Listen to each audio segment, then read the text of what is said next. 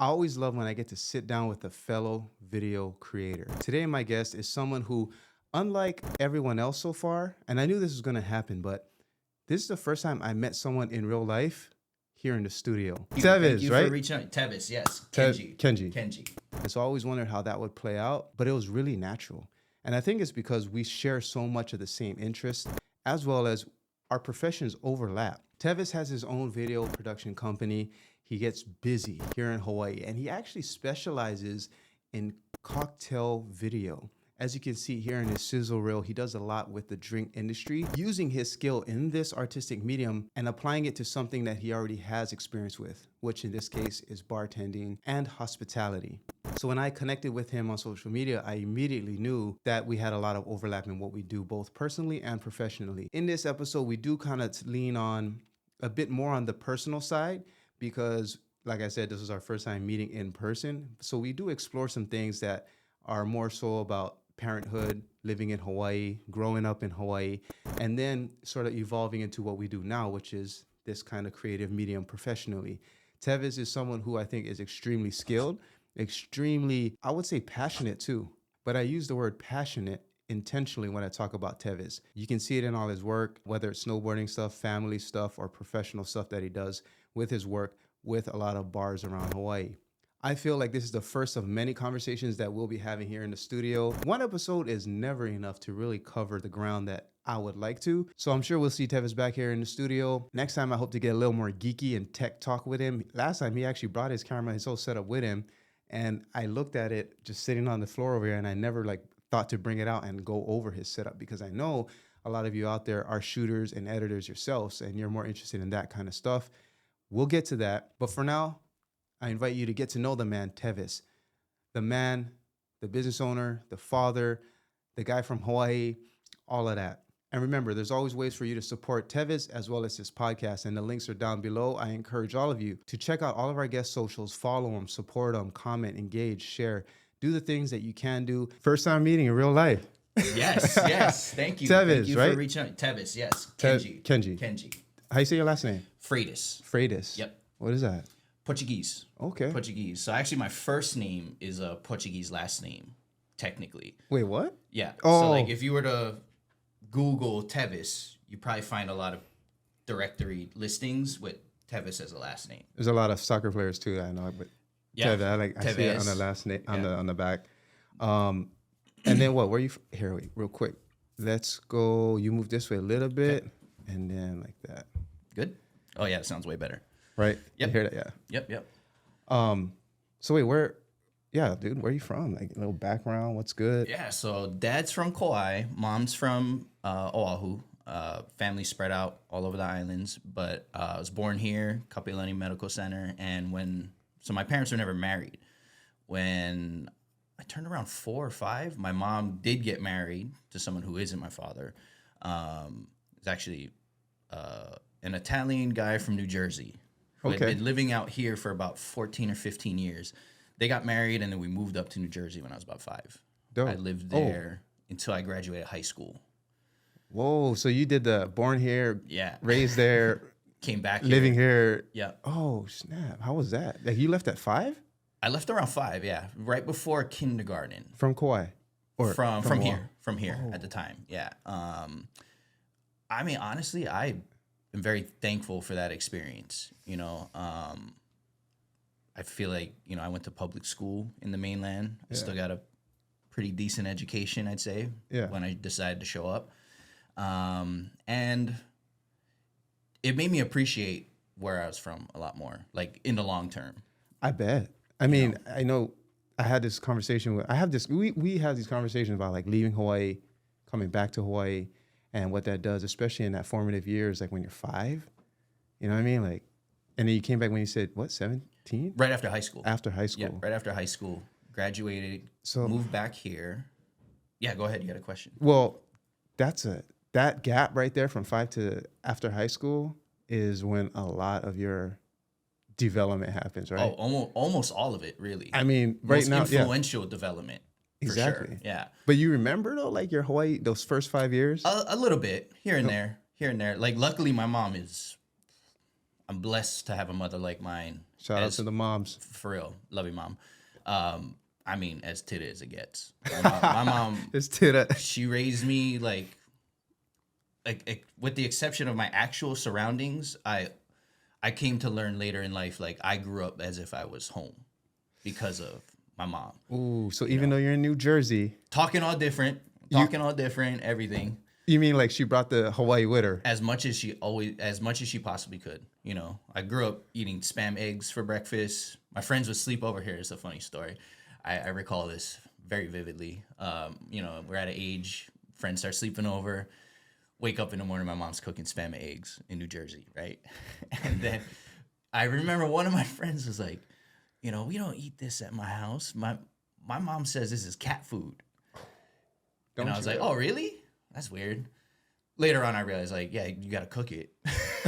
First off, I didn't know that right off the bat. Straight from the can. But it was funny. I would go to his house later on. I remember his mom asked me, I was a very close part of their family at that point.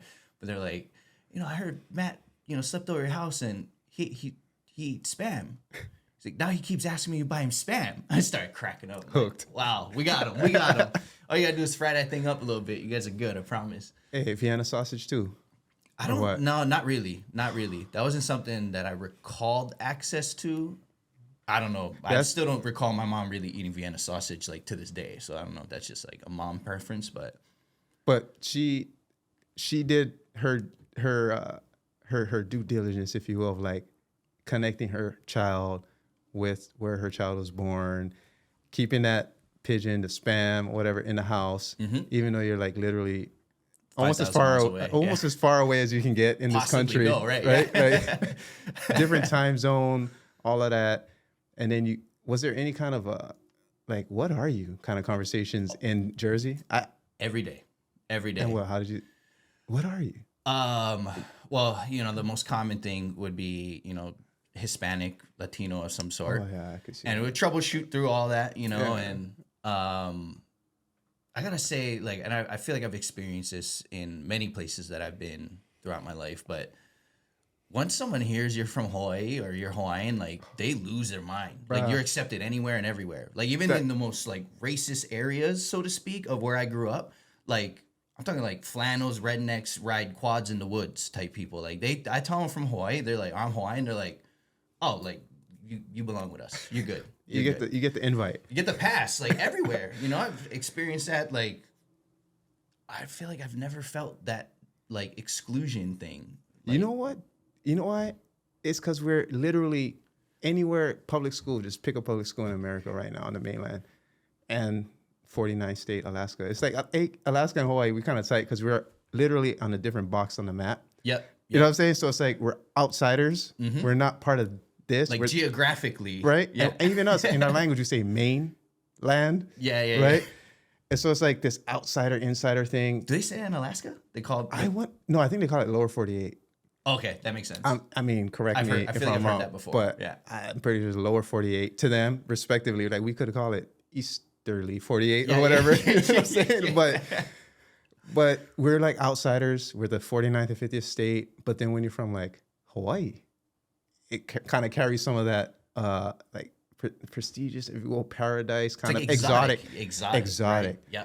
It's like, I don't know if I should speak Spanish to you Yeah. or yeah. you speak Tagalog, right? Yeah. Like, y'all got paved roads? You live in grass huts? Exactly. I used to hear that in high school. Oh man, I wonder when that's gonna die. Like, it's a generational thing. Like, I don't think kids in high school today are being like, "Do you live in grass huts?" I think today, right, is a little different. Probably not. But we have access to information on a different level than we did 16 years ago. But definitely, like, oh, so you surf? Oh, every time. Spam, check. Yeah, guilty. But do you surf? Me, I went to Oregon, actually. So the closest away from Hawaii I could be. And that was after high school for me. So I like graduated Campbell High School, 03. Shout out to my savers. It's like our 20th year anniversary this year. And I'm like, damn, I'm old. You know what I mean? 20 years. I missed the 10 year because I was living in Japan. Anyway. I mean, we're never going to feel the opposite feeling like, man, right. I'm getting younger. It's just a downhill battle from here. But I do feel like revitalized, re-energized, by doing new shit. Yep. Kind of like this. The way I was like, man, I want to do this. For us, like creative endeavors and stuff, which I definitely want to get into, 100%. which is why like we connected anyway. So we got to get into the whole shooting and filming in Hawaii. That's a whole that rabbit hole whole we're gonna thing. go into. Yeah. But I just like, wait, first, like in real life, right? Yeah. Like I see what you're doing online. I'm like, that aligns with what I'm fucking with. That's what I like. That's my whole, that's the beat of my drum right now. Yep. Right. And so, but I kind of want to get into like, wait, so Teves, where you from? Hawaii. And you left, but you came back. Some of the things that you talk about when you left, I experienced, and I'm sure a lot of us who left experience. There's a big kind of like fork in the road, like with people in Hawaii. Did you leave or not? Did you come back or not? Can you stay? Do you have to leave? I think now more than ever, it's more of that. Yeah. Can you live here? Because we're all kind of older. People calling you uncle, people calling you auntie, and you getting kind of, you feel some type of way, but it's true. Gotta lean into it. And it's like, oh, yeah, I get it. Cost of living. When you compare it across the nation, a lot of us are leaving simply because the cost of living. But here we are. We're still 2023. We're in Hawaii. And having left Hawaii and come back, there's a lot of, I would say, baggage, both good and bad, that comes with that. The intangibles and tangibles part of like leaving and coming back. And one of it is like that you feel like when you leave Hawaii, you represent Hawaii. Whether at a level that you never represented Hawaii before you left. But as soon as you leave, and you're that person that says, oh yeah, I'm from Hawaii, or someone else is like, oh, that guy's from Hawaii, boom, you're automatically carrying Hawaii on your back in that circle, in that group, in that school, in that house, wherever you're at, not in Hawaii. And then you're faced with these like almost dilemmas. Like you're faced with questions that you realize I didn't have the responsibility of this answer that I'm about to give to these people that asked me the question carries way more weight than I'm ever used to carrying. And that is the same leaving Hawaii. It's the same leaving America. It's the same being Black. It's the same being Portuguese, white. Like if you're outside of where you like you leave something, in this case, an island. Yeah. But it can be a figurative kind of leaving too, right? Like getting outside of your zone. Then you're like, all of a sudden, you represent that zone that you left so hard. And I don't think that's the part that shocked me a lot. I wasn't ready for like being a representative of Hawaii. Like, why am I representing Hawaii? I don't surf. I'm born and raised. I don't surf though. But now I'm like answering surfing questions. And like when I went to Japan, I taught English at elementary for 5 years, right? And now it's like, shit, they're asking me questions like, I don't know. I don't know the difference between like with and in and on. And like, it's just so natural to me that I never had to dissect it and give it to someone else in a way that they could learn, especially with English language. Like it's a hard ass language to learn. Yeah. Yeah. If you're not a native speaker. And I say that as someone who learned Japanese as an adult. That's a hard language, but it's not as hard as English. Yeah. And native English speakers don't really realize how much of a commodity they have that they were just born with until, again, they leave or they're face to face with like 30 kids who live in the countryside. Who are trying to learn what you've been by birthright. Now it's like, oh, I'm representing the most spoken language on this planet to these small group of people. And you carry that weight now as that sensei. Yeah, yeah. And like that. Ooh, that's heavy when you frame it that way. Oh, but that's a good point. That's a good point. It is, man. And like, that's why I love traveling and also challenging, stepping outside of what I know. Because when I come back, I feel like, okay, it's a very, very humbling experience.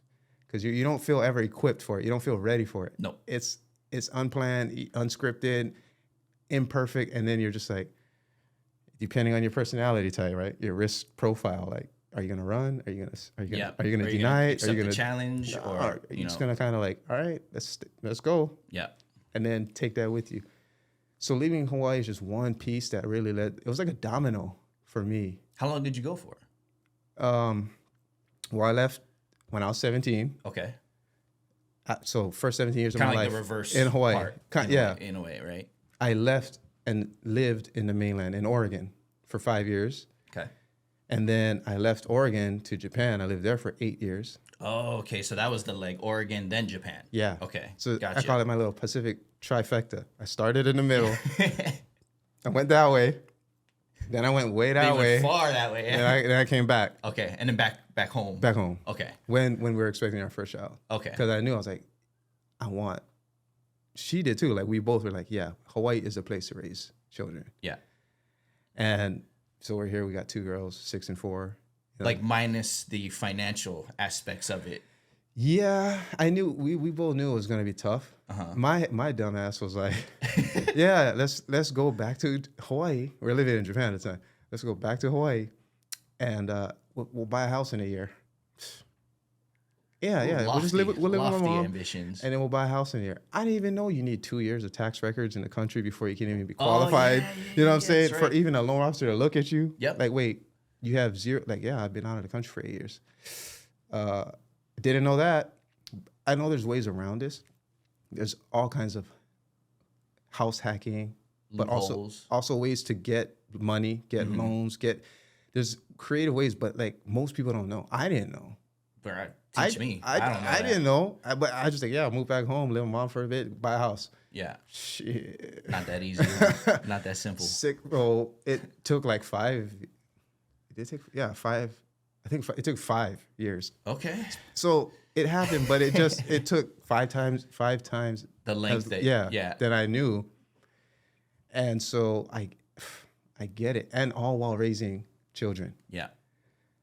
And figuring shit out, trying to make money doing videos. All the life aspects too, right? Bruh. Like things that just don't go away. How old is your kid? My daughter's 6. She just turned 6 in December. Yeah. Oh, what? December what? December 1st. What? Or December 31st. Oh, for real? 16. Oh, hey. New Year's Eve. Yeah. Oh, New Year's Eve, baby. Wow. And so, 2016. How many kids do you have? 2. Two. It's 2 girls. 2 girls. Yeah.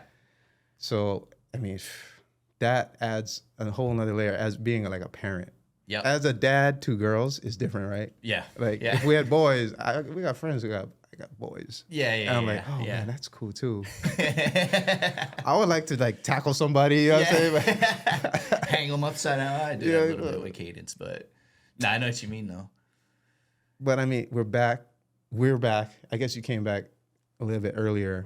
You came back when I left actually. But how is it now? Like, what do you do? What's your whole goal? What's Teves doing right now in Hawaii? So, I mean, I'd be remiss to like skip over this part of the story. Is before I moved away from New Jersey, I worked in the hospitality industry, restaurants. Okay. And this is how I know Thai. Because I actually worked at Roy's right when I moved back here. My first and only job I applied at was at Roy's Hawaii Kai. Shout out HK Roy's. Okay. Roy's boy for life. It just doesn't go away. But I worked there for Roy for about 13 years. Wait, so what capacity? What were you doing? So I worked at the Hawaii Kai Roy's as a server, trainer, banquet server and whatnot for 10 years. And almost 10 years to the day, on that anniversary, I accepted the manager position at the eating house in Waikiki. Okay. And that was that was about a year after my daughter was born. And I knew for me, like, I had to attempt to make some progress. Yeah. The restaurant I was at, it was a black hole in some regards where like you get real comfortable, you make good money, or you make good money, right? Yeah. I could walk to work in like 5 minutes, And you get meals. Yeah. You're kind of set. Yeah. But I looked around and I had been there for 10 years and I looked around some of my my coworkers who had been there longer than me. And I just knew like I gotta try and do something with my life. So I took a management position and it kind of all just skyrocketed from there. Like my creativity, I was able to begin to express myself creatively through doing the drink and cocktail menus. You mean like coming up with the drinks? Coming up with the cocktails, curating the spirit selection, and a lot of fun stuff. I mean, Ikaika, if you watch this, shout out to you because he had trusted me to accept this bar manager position, knowing that I had no experience behind the bar. But I was whipping up drinks at home, posting on Instagram, and he had seen that. We're all a pretty tight-knit we were a really tight knit group, regardless of what restaurant or location you're at. And we didn't work directly together, but he saw what I was working on and playing around with at the house. So once again, Shout thank out you, Kaika. Ikaika. Yeah, for real. Because I remember he asked me, he's like, okay, so if you take this position, I want you to manage the bar. And I literally looked at him and was like, for real? Like, I don't know what's going on back there. And from there, the creativity it started to run parallel, you know, and then I got into doing cocktail videos, and just kind of learning how to promote our beverage program without, with all due respect to Craig. Craig's like my homie. Craig Bixel. Yep, Bix in the mix. Yes, sir. But not needing him to have to come by every time I put a new drink on the menu or change something or, you know, collaborated on an event with a spirits brand. So I started to just, you know, dabble with the camera a little bit, shoot photos and so on and so forth. And it kind of just creatively took off from there. Okay, so Ikaika sort of opened the door. Then you found a new avenue to express. Yep. It happened to be cocktails, but then it led into shooting the cocktails. Yep. Like, was that your first, like, oh, I'm going to shoot and edit moment? Like, avenue or what? I wouldn't say I felt that strongly about it at the time, mainly because I didn't have the time to like really pursue that. You know, I was doing it on the side kind of. It was like, I wouldn't even say it was a side hustle. It was just a side skill set that I was building to help my primary skill set, which was, well, first off, was managing the restaurant. I definitely want to give myself a little bit of flowers there because as much as I love the creative aspect of being able to come up with these drinks, my top priority, and I feel like everyone that we worked with always understood that my number one job is to manage this restaurant and manage our team. Yep. And a lot of the cocktail stuff I made time for. Like I came in on days off. I stayed late on shifts to work on things. But yeah, as far as, I'm going to shoot and make these videos, like that came way later. Even when I was at Kohana, I'm kind of jumping around a bit, but I was a brand manager at Kohana Rum after, I guess I won't say after the pandemic, but after Eating House and Roy's. And managing the brand there, I had a large responsibility in all the content creation. And even doing that as more of my primary job, I'd say, amongst a long list of responsibilities, even then I didn't feel like that spark of like, this is what I do now. It wasn't until I went full time about a year ago where I was like, I started to own like, I shoot and edit. Like I shoot and edit videos. Like it took me like, probably about 4 or 5 months ago, I started owning the title. Like I'm a filmmaker.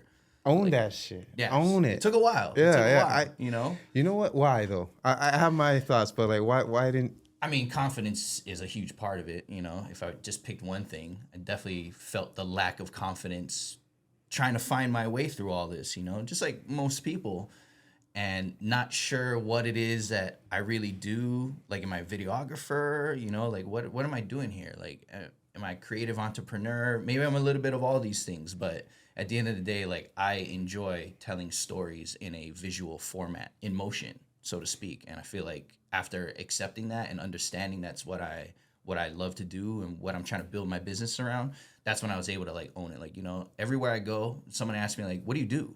I'm a filmmaker. There you go. And you know what? Like to that point about it took you 4 or 5 months or something to like own it. Yeah. Right. I think the friction that happens is mainly self-made. Like I say all the time, like there's enough haters, there's enough gatekeepers, there's enough people out there who have malicious intent, people who are going to stop you. There's enough of them outside. You don't need one inside. And that's the whole 100 bad videos thing. That's basically a message to myself, because I had to tell that inner, as Joe Rogan calls it, the inner bitch. I had to tell that inner bitch, quit bitching. Yeah. Like I get it. It's a desert. You're gonna have to walk through it, but you know there's an oasis. Get through it. Get there. In fact, look to your left and right and see all the people who are like you. Are like, yeah, inner bitch, shut up and get there. And you know what? I think a lot of it too is like, this could go back to our Hawaii roots somewhat. There's a lot of Asian influence in Hawaii as well, of sort of the don't necessarily boast your own Don't big up yourself. Be humble. Yeah. There's a lot of that, right? I definitely have a lot of that. Right? A lot of it. That's good to have. At least like, what do you call that? Like projecting that. Right. Internally, I feel like, from time to time, I hype myself up. Yeah. Like, we all that shit was dope. That's that what edit's fire. Hell Like, yeah. I just did that. But like, I don't project that too much, That's And crazy. there's a balance. I think there's a balance to that, right? Like, there's always, it's like an ebb and flow, high tide, low tide. Yeah. We're going to be hype, and then we're going to be like, fuck, I'm so shitty. Yeah. But it's never ends. I'm that kind of surfer. You know what I'm saying? I'm riding these waves. I'm the shit. I'm so shitty. I'm like, and I think creatives get stuck in that too much to the point that it takes them 4 to 5 months to like acknowledge the result isn't necessarily representative of who I am or who I'm going to become. The process that I'm doing though will get me there. The process is what, super philosophical here, but no one's perfect. Everyone's imperfect. And it's those little imperfections that people remember. Like no one's got a symmetrical face, right? There's no pitch perfect singer. Maybe they auto-tune or whatever now. Like Johnny Cash, they say like his voice wasn't like your perfect voice.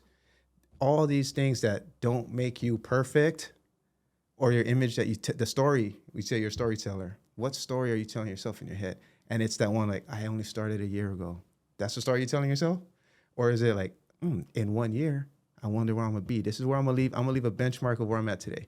I'm gonna make this edit. I'm gonna shoot this shit. This is where I'm at today. Because in 1 year, I'm gonna see where I'm at.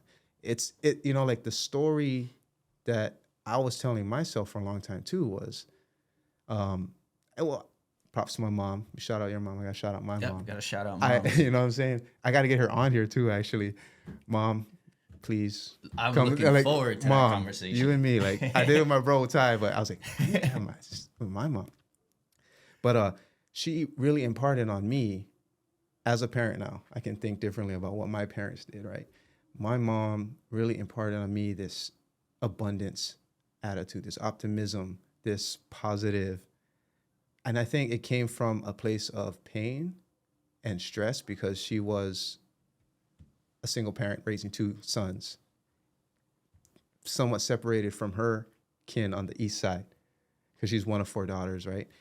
But she came out to the west side to raise her sons by herself and working 2 jobs, type of deal, right? And so I feel like the richness she gave me that I'm sort of unpacking every single day is that story I tell myself, because it's a story she told me, which is you can do what you want.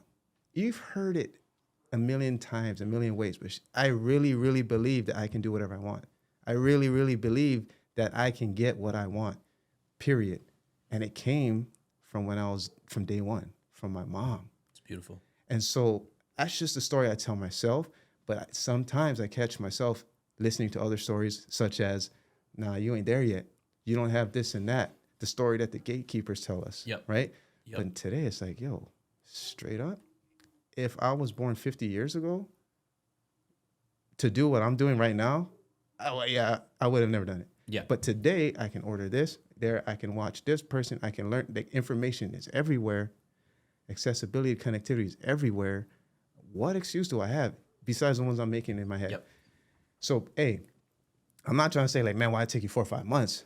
But I think a lot of people watching have their own similar thing where like, yeah, you know what? I got to rethink that story I'm telling myself. That comes with a lot of intentional time by yourself. Kind of like, I think posting on social media is one way to get feedback, to serve as sort of a mirror, to get sort of like a diagnosis of where you're at and what story you're telling yourself. Yep, 100%. But I think especially consistently. Do it consistently. Like you're doing temp checks constantly. You're what was it? 30 days. You did like I'm gonna do this every day. Yeah, I just started. I got some momentum. I finally did it, and I was like, well, first off, this ain't that bad. It's like exactly. Speaking on stories, right? Right. That we tell ourselves, like, I think one of my posts too, I was like, there's these common like this common list of excuses that I know I've told myself before, and I feel like a lot of others would share the sentiment, but like, I don't want to do this type of thing. Like, I don't want to post videos of myself because I don't know what I'm talking about. Like I'm not a thought leader. I hate my voice. Like, nobody cares. Like all these things, and I made my first video and I was like, oh, it's not so bad. And I made another one and I made a third one and I was like, you know what? I'm gonna try to do this every day. Like, let me try and do this every day and see where it goes, And I ended up slowing down on it a bit, but I'm gonna pick the ball back up on it. I've been shooting and stuff. But you still did it. I did it. Right? I did it. Yeah. You did it, and it was like, and I got going, and I think I did it for a little over a month straight. Yeah. I think I posted a video every day for over a month straight, and it was probably one of the best things I could have did, honestly. Right. And so now you're telling yourself a different story. Great. And you know what? People will look. That's what I got. I was like, who's this Teves dude? Right. Straight up. Like, I don't. Internet's a wild place. The internet's a wild place. But I was like, okay, who's this? I didn't even know you knew Ty like that till just now. But okay. I mean, like, me and him aren't super tight, but like, but there's that connection. I don't want to speak for him, but I would say there's a lot of mutual respect, like a ton of mutual respect. Like, I have so much respect for Ty. That's why when I saw your video with him explaining pre-shift, yeah, like, I think Ty knows, like, I'm about pre-shift. Pre-shift is like my place. I love it. Ooh. So when I heard him talk about it, I was like, ooh, like, there's nobody else better to speak on that than Ty is. You know what? And that hit me hard. So thank you guys for putting that together. Thank you, Ty. Thank you, Ty. I've been speaking with Ty about anybody who knows my bro is gonna be like, yeah, he's always about that. Like, look how many stories. I bet Ty has the most stories of anybody that you follow.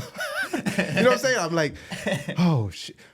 He's a high output guy. Mm-hmm. I say that to say he's a high output guy, and he's always curating and he's always cultivating because he is in front of an army of people. Yep. Right. He's the general manager, but he's the general on the field. So he is commanding. He's cultivating culture, and he's always putting this output that is, in a lot of ways, vulnerable, showing himself, right? And I was like, bro, I know you as my older brother, mm-hmm. right? We would fight in these fucking fields right here, you know what I'm saying? We'd go ride our bike down to the lagoons, whatever. Like, I know you very personally and very skewed too, because of my personal experience as a brother. Yep. As a younger brother at that, bigger but younger brother. Let's put that on the record. Yeah, I'm saying, it's on record, right?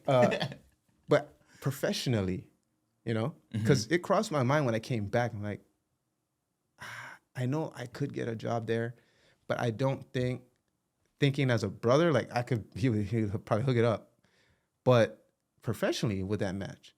And so I started thinking of him as who he is professionally, what it says on his email signature, business card, whatever, right? Not as big bro. Yeah. And so when I think about that and I see him, because I go there often, and I see how people interact with him, I'm like, that's another Ty. That's not the Ty I know. Yep. In fact, I want to know that Ty. And so, obvious to me, how am I going to do it? I'm going to use one of these, right? Yep. I'm going to show up. Tap in. I'm like, Ty, look, there's so much footage that I have with my brother that we just never released because we've like kind of like, Ken, you shoot this and I'm going to do this. I'm like, great. Some of it we've posted, but a lot of it we haven't. And so finally, when we get to this point where I'm building a studio out, I'm like, Ty, I want you in here. And I could see it in my head. This is probably getting to the creative part here. It's like, I can see how exactly this kind of talking head footage right here. I already know what kind of questions that I want to ask, which will most likely elicit the answers I know will be accentuated by the B-roll that I can get of you, the things that I see happening. Yep. Like the visual tie-in. I'm putting together a recipe in my head, visually, I can tell the story of this other Ty that most people know, right? And so I was like, yeah, bro, I'm coming over, boom, got some B-rolls, bang, sit here, boom, pre-shift. He talked about that, cool. And in my head, I'm like, I know exactly what to piece on this. Yep. You know what I'm saying? Yep. I know exactly what to piece on this. Did it, and boom, put it out. Very, very, like, I'm not tied to any results. It could get 1 view. It could get 1 million. I don't care. 100 bad videos, right? 100 bad videos. Ties into that. Straight also. up. It's like, I don't care. It's me. All of this process before is why, one, is fulfilling. Yep. Right? And it's also it's gassing me up. It's gassing up the inner story in me where I'm like, yo, that was fire. Who else can I do this with? Yep. I bet there's so many. I struggled with the name of 100 Bad Videos because I had so many other ones. One was 1 Degree. 1 Degree. But then as I like sort of beta test it with people, I say, hey, yo, check this out. I'm going to start this thing on 1 Degree. I realized it was kind of it required a little more thinking and cognitive investment on Some the brain audience side. calories, right? What? Oh, and when you get there, because I got to ask you, what does that mean? So, like, it's know? basically, you know how there's a saying where everyone's connected to everyone by 6 degrees of separation. Oh, okay. Gotcha. Right? All right. You know Barack Obama, Vladimir Putin, Yep. Kobe Bryant, whatever. Yep. Who That's my boy. through, Yep. right? Through 6 degrees, right? Through 6 degrees. Like, you know someone who knows it. So 1 degree is more, all I'm doing is having this conversation with people who are 1 degree from me. Gotcha. That's it. I don't, like, people who I know, 1 degree away. And just within that, the larger picture is you see those memes where, like, the guy's, like, mining, digging a hole, getting closer to the diamonds. And one guy, like, he's this close to the diamond. Right he there, turns right? around. Yep. I feel like there's that image, again, image, visual, like, there's diamonds right under my feet, 1 degree away from me. Within 1 degree of my sphere of influence, there's so many diamonds. It's just, this is the mining process. Yep. 100%. So, like, I couldn't figure out that super, super simple. That's just one way I explain it, but there's a lot of other ways. So this idea turned into 100 Bad Videos. Yeah, and in a lot of ways, it's, I need a counter in here somewhere, like, your number or whatever, yeah? Yeah. Because I think we're around 30 Okay. right now. But all those 30 people are 1 degree from me. But is it the number that matters, or is it the commitment and the progress and the consistency that matters more? You know, That's what matters. I mean, they tie in together, but Yeah, the 100 is just a nice, easy round number. Everyone knows, facts, right? Facts, 100. facts. Yeah. Got it, right? There's an emoji for it. You know what I'm saying? Like, Yeah. 100. It's traceable, no matter, and I think there's an innate sort of a built-in engagement hack in there. Because you see 30, you're gonna think about 12. 100's a great Or number. let me see for what one anything. was. Or let me see when he gets 100. Like, Yeah. there's that kind of thing built in. It's simple 100 bad videos. My elementary students in the countryside of Japan understand what that is. Mm-hmm. The 5th grader in Japan, right, who can't, Yeah. right? That level of potential Understanding, and yeah. reach versus 1 degree where I have to, like, So this is what it means. I love the right? philosophical part. Yeah. That probably makes a great blog post or something, carousel tweet or something like that, right? But it's just another story that I've been saying, one way for me to frame my action. Yeah. I'm just reaching out to people who are literally, that I know, 1 degree away from me. And within that, who knows what kind of things I'm gonna unlock. You seeing that video pre-shift with Ty, obviously I start with, like, who's super close to Yep. him, right? Yep. I Naturally, you're going to start there, I right? started with my daughter was the first one, actually. I was like, hey, come in here. That one's getting posted on Monday. So, like, the number 1 is getting posted on Monday on YouTube. Okay. All right. And then like, here we are recording, like, somewhere around 30. But, like, anyway, so there's a backlog. I've been thinking about this. It's been bubbling, but I didn't want to just think about it. I wanted to be about it. Yep. So I had to build the space. I had to, and in doing that, it kind of like how I explained with this wall, how this happened. Like, I realized things just start coming to me. Yep.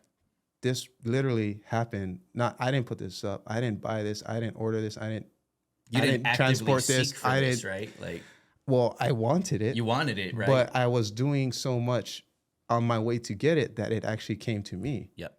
Same thing, even with you could say. I was just putting stuff out. It's going to start close. It's Ty. It's what he does. I'm just creating a window for the world to see what I see. And what happens? People come to the window and peek in. Then it's like, hey, what's up? Come on in. Dope. Now we're here. Oh, we got this You know shit what I'm in saying? common. Like, these things, yeah, we could talk about some stuff, right? Yeah. Like, I mean, and so for video, like, I see you came strapped. I like that. Yeah. You know what I'm saying? Is that your go-to? Or like, it is, yeah, I'd say so. It's been my go-to for quite some time.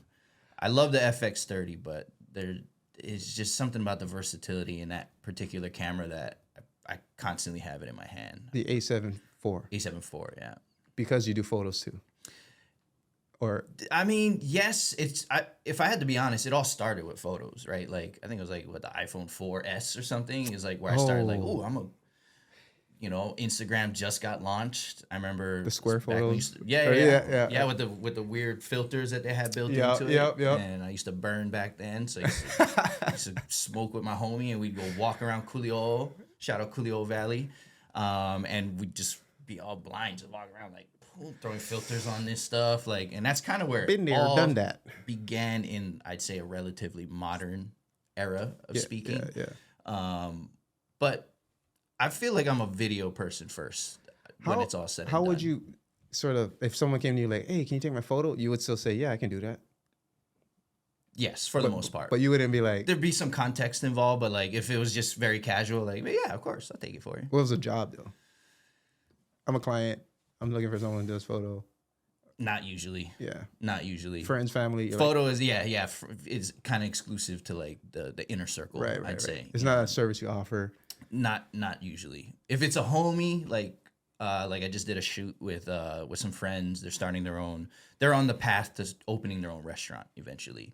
So they just started doing some private catering right before I left for Colorado a couple weeks ago, and they had their first event, and I tried to kind of like push them into the video side, but after speaking with them about what their current needs are, I also agreed with them like it'd be probably a good idea to get more photos for you guys currently, because I feel like those are gonna have a longer lifeline right now. But the cool thing is I got 2 cameras now, so I just brought my FX30, had it rigged up, ready to shoot video, and had my A7 IV snap photos. There so you I was go. able to just hot swap between Nice. both for the first time. I didn't like doing it when I only had the A7 IV because my mind, my creativity, and the way I view the world are not the same for me personally when I'm taking stills versus video. I feel you. And switching between the two in the middle of an event was just like, I felt like I wasn't doing either side justice. It's nice to have, this is photo, this is video, right? Gotcha. No, Yeah, because I mean, even when you switch it over, you still got to make adjustments and stuff like. So now with that last event I shot for my homies, Giovanetti Hawaii, check them out. They're on the Up and Up. There you go. But that was really cool. It was the first time I had access to both. So it was like, oh, like I'm gonna grab some clips of this. Okay, put that down. Grab this photos. Like that was pretty exciting. as how do you feel about shooting and editing? Because today there's so many people. The barrier to entry is so low, and it's actually a lot easier for someone starting today to shoot and edit video and photo. So as someone like yourself, how do you see the relationship between shooting and editing? Like in conjunction with each other. Yeah, like how do they?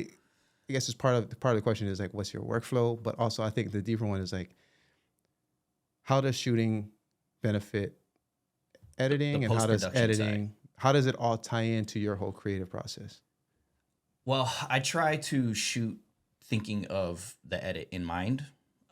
With events, it's a little difficult because there's so many uncontrollable factors and elements that happen in events. Yeah. But like anything that I have control over, I try to shoot thinking about what I want the edit to look like.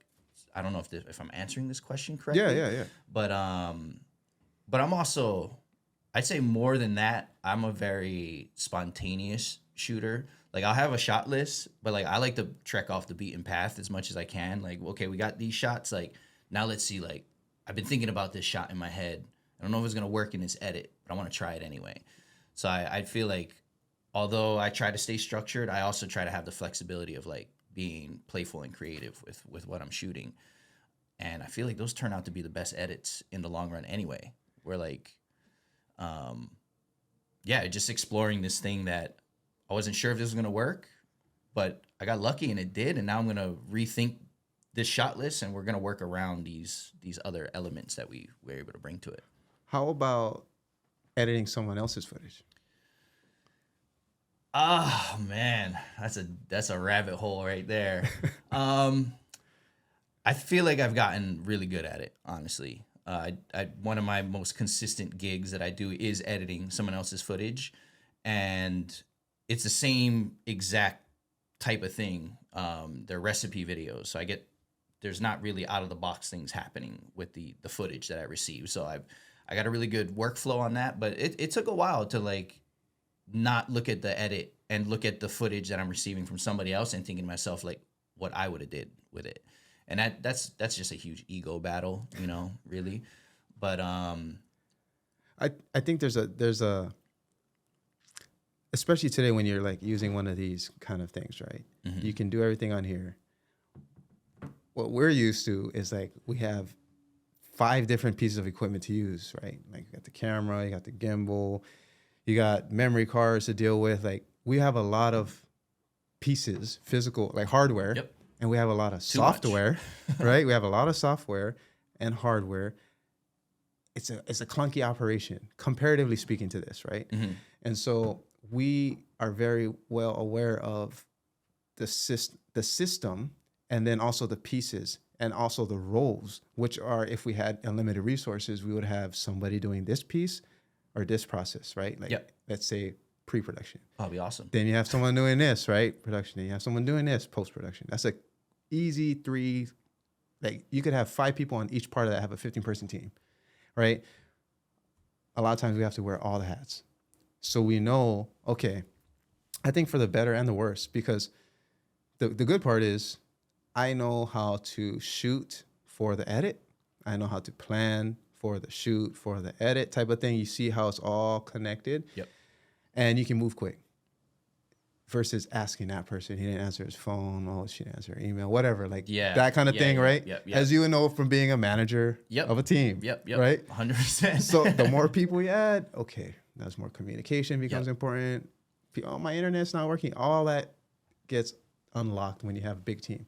But I wonder, because when I edit someone else's footage, I almost feel freed up because I didn't worry about the planning or the shooting. If there's camera shaking the best shot, fuck, I can't use it. That's it. You know what I mean? what you got. You know, you got to work with what you got. Is it kind of like, ooh, vloggy type? Okay, I can use it. Great. Will the warp save this or not? No, question, right? Like, oh, it's only 24p. I guess I'm not. I guess I'm not slowing this down. That's not on me, and so it's kind of liberating. I will take whatever you give. It's like a chef and ingredients. Boom, back to food, right? Like the farmer has to do their part. I'll do what I can with what they provide. If I got rotten produce, like there's no salad what today. It is. This onion's not as sweet as it was last time. Whatever. Like I'll do what I can. And so there's kind of that happening with shooting, editing. And now, I mean, I think the editing part, you can edit things in a way that, like this is a perfect example. The editing process of this kind of footage that's coming out of this studio here it's different from my other stuff in that, one, and I guess we could get into stuff like this, but this version right here is talking head, right? Talking head, well, let's focus on it. You could do it super, super, super simple. Someone I could teach today who never touched a computer, never touched Final Cut, whatever, how to edit this same video. Exact thing, right? Just go to the person pretty talking, linear, right? Right? Like, it's super linear. It's just long, but it's super linear. Who's talking? Go on that person. Maybe cut to the wide every now and then. Like it's versus, hey, I have this campaign. I want to highlight. I want to highlight a couple of my employees who have really shown a lot of, growth in the last year. I want to big them up at our company event, and so it's like, oh, now when I hear that, I'm already thinking, now there's a talking head portion. Now there's a B-roll portion where we're like getting shots of that person performing at your job. Now we're talking about branding too, because your company logo is going to be on there. Now we're talking about all these different elements, not just talking head. We're talking about B-roll. We're talking about titles. We're talking about transitions. We're talking about music. The complexity is just scaling. Right. Like almost infinitely at that point. And so that's going to, a little bit heavier lift. And it's just different though. And the thing that I'm trying to do personally right now is reduce friction. That to me is way more decisions that stack. You got your base and you got all your toppings. I can do that. I've been doing that. Right? But what's the least amount of effort, I guess you could say, but still produce like, or the biggest return? What's the biggest return on an hour of time? Gotcha. This going online to YouTube exponentially over time. That's the important part. So if your event's next week, then we're going to probably do something like this. But if it's by 2026, in 3 years, my 3-year plan is to have this X, like you have your metrics of your business and your goals, then I'll say plug into this long-term plan, because the return on the hour of work right now is going to be greater. There's no ceiling on it in a way. Right. And so there's that sort of economic decision making happening more so now than my editing decisions and my video decisions. Yeah, I got you. Because I am at a certain point in my technical ability with shooting and editing that I am in the top percentile of everybody shooting and editing right now, just because most of those people I'm talking about in this data group are shooting and editing with things like this and are more so, let's say, beginners. Yeah. Just I've been doing it a long time. I have the hours. I'm not saying it's better or worse, right? It's just I have hours to the point where I can technically communicate in this language that is just hardware and software. Just like objectively speaking. Like, so now there's way more to learn, obviously. I've been on a couple film sets. I've been on film sets. That's a different thing, right? Mm-hmm. Today, the creator, I saw Avatar 2. I liked it. James Cameron is one of my top 5 directors. We can go to top 5s. Yeah. But, you know what I'm saying? We can geek out a little bit. But now it's people like us. It's the everyday person. It's the person who doesn't have the big money backing and the producers behind them, right? Who have larger impact. So why wouldn't I follow this? Again, I don't surf waves in Hawaii, but I surf these larger trends, and or at least I'm looking at them and I'm seeing like, oh, more power, or I should say more impact. Yeah. More impact is in the hands of the creator today than ever before. Of course. And so how can I best use my technical skills that I've acquired over the last decade plus and monetize it for me, monetize it for other people, and then also just do what, again, that return factor. Yeah. What kind of content they have put out that has the biggest return, whether that return be subs, leads for companies. Yep. Whatever for me, it's also just a community building aspect. Yeah. If you want to reach your tribe, you got to raise your voice. Yep. Period. I feel that. And so like that to me is like, what's the most effective way for me to reach my tribe? Build a community. Yeah. I got to raise my voice. What's the best way to do that? It's not with these dope ass videos that I can do. Yeah. You know what I'm saying? It's part you of and I are relating heavily on this. You know what I mean? This is why I started my whole just try and make something every day and like put it out there. It was like what for me it was like you were saying, like I have more gear than any one person needs to do this, right? Like way more than I would actually need. But like what's the least amount of gear that I could use technically, and the least amount of steps that I could take to just keep putting stuff out there, right? Like, and at that point it was like, take that thing with that little tripod on it, stick it on my desk, hit record, and just ramble on about something that impacted me recently or I found interesting. Yeah. And for me, you know, like, and this is no disrespect to people who create on their phones only. Right. But like, you know, back to the point, like I have way more gear than anyone should. Like there's a level of quality that I want my image to still have. Yeah. And I feel like I found that with just shooting with one person only, which was me, putting the thing on my desk and just hitting record. And that was it. And then like I think in a relative way, like how you're saying, like editing talking head like this, editing my videos by myself. I mean, don't get me wrong. It takes me like 20 attempts to not mumble half the time. But when I get into to edit it, like I'll pump that thing out in 30 minutes and it's done. Oh, you know, and like, and then I've already posted it. Right. So like, and that was my ability, or like my concept and thought process, or philosophy, should I say, into like trying to connect with the world out there. You know, like you got to create, you got to put it out there.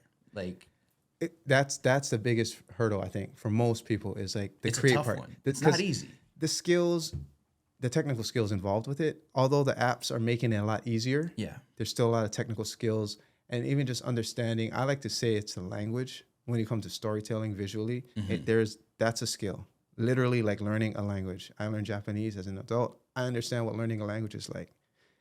It feels like that, learning a language. Now, there's hacks and tools that are helping and assisting, making it more convenient, but you still need to learn it. You still need to spend the hours. You can learn, you can know the best way to get a six pack of abs, but you won't get a six pack of abs unless you do it. Yep. Unless you work out, unless you stay consistent. So the information is out there more than ever. I think it's way easier now more than ever to reach that like just post it level, but you're still gonna have to work. It's not easy. I get that part, and that's friction. Now, when you're like, I can do this in 30 minutes.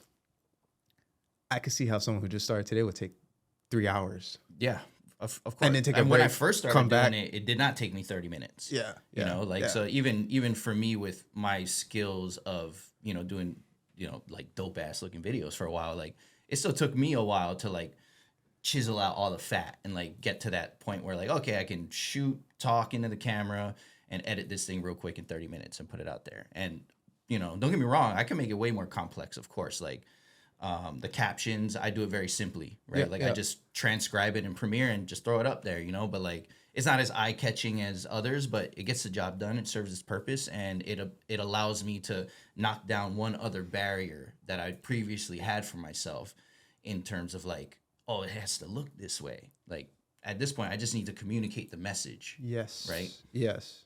And you know what? Doesn't have to be polished either. I think those imperfections we talked about, right? Like lean into those, because that's what makes each of us who we are. Exactly. I think, you know, like, and I think that's what people now, not just on our side of things, it's easy to kind of be like, we, us, I, but also on the demand side of things, we're talking on the supply side, but on the demand side, I think that there's a huge shift there too, because now the demand isn't necessarily for the polished Nike ad. Yep. Done by X director and Y DP and like blah blah. Like, no, it's the dude with the phone in his house or in a car. The demand, or I would say even the overall acceptance levels. Like I'm more accepting of something I feel is just coming from Teves like on his phone versus that nice 8K well shot. Like there's shooting into the $20,000 worth of lighting in this room. You know what I mean? Like, no, I agree with that. Like on the consumption side, like I find myself, even with all the shit that I have, I find myself liking like the more relatable stuff. Bruh. And obviously for you and I, like what's relatable is probably a little bit different than, you know, someone or people who don't have access to this kind of equipment. Like I find what you put out, like this style of footage, very relatable to me.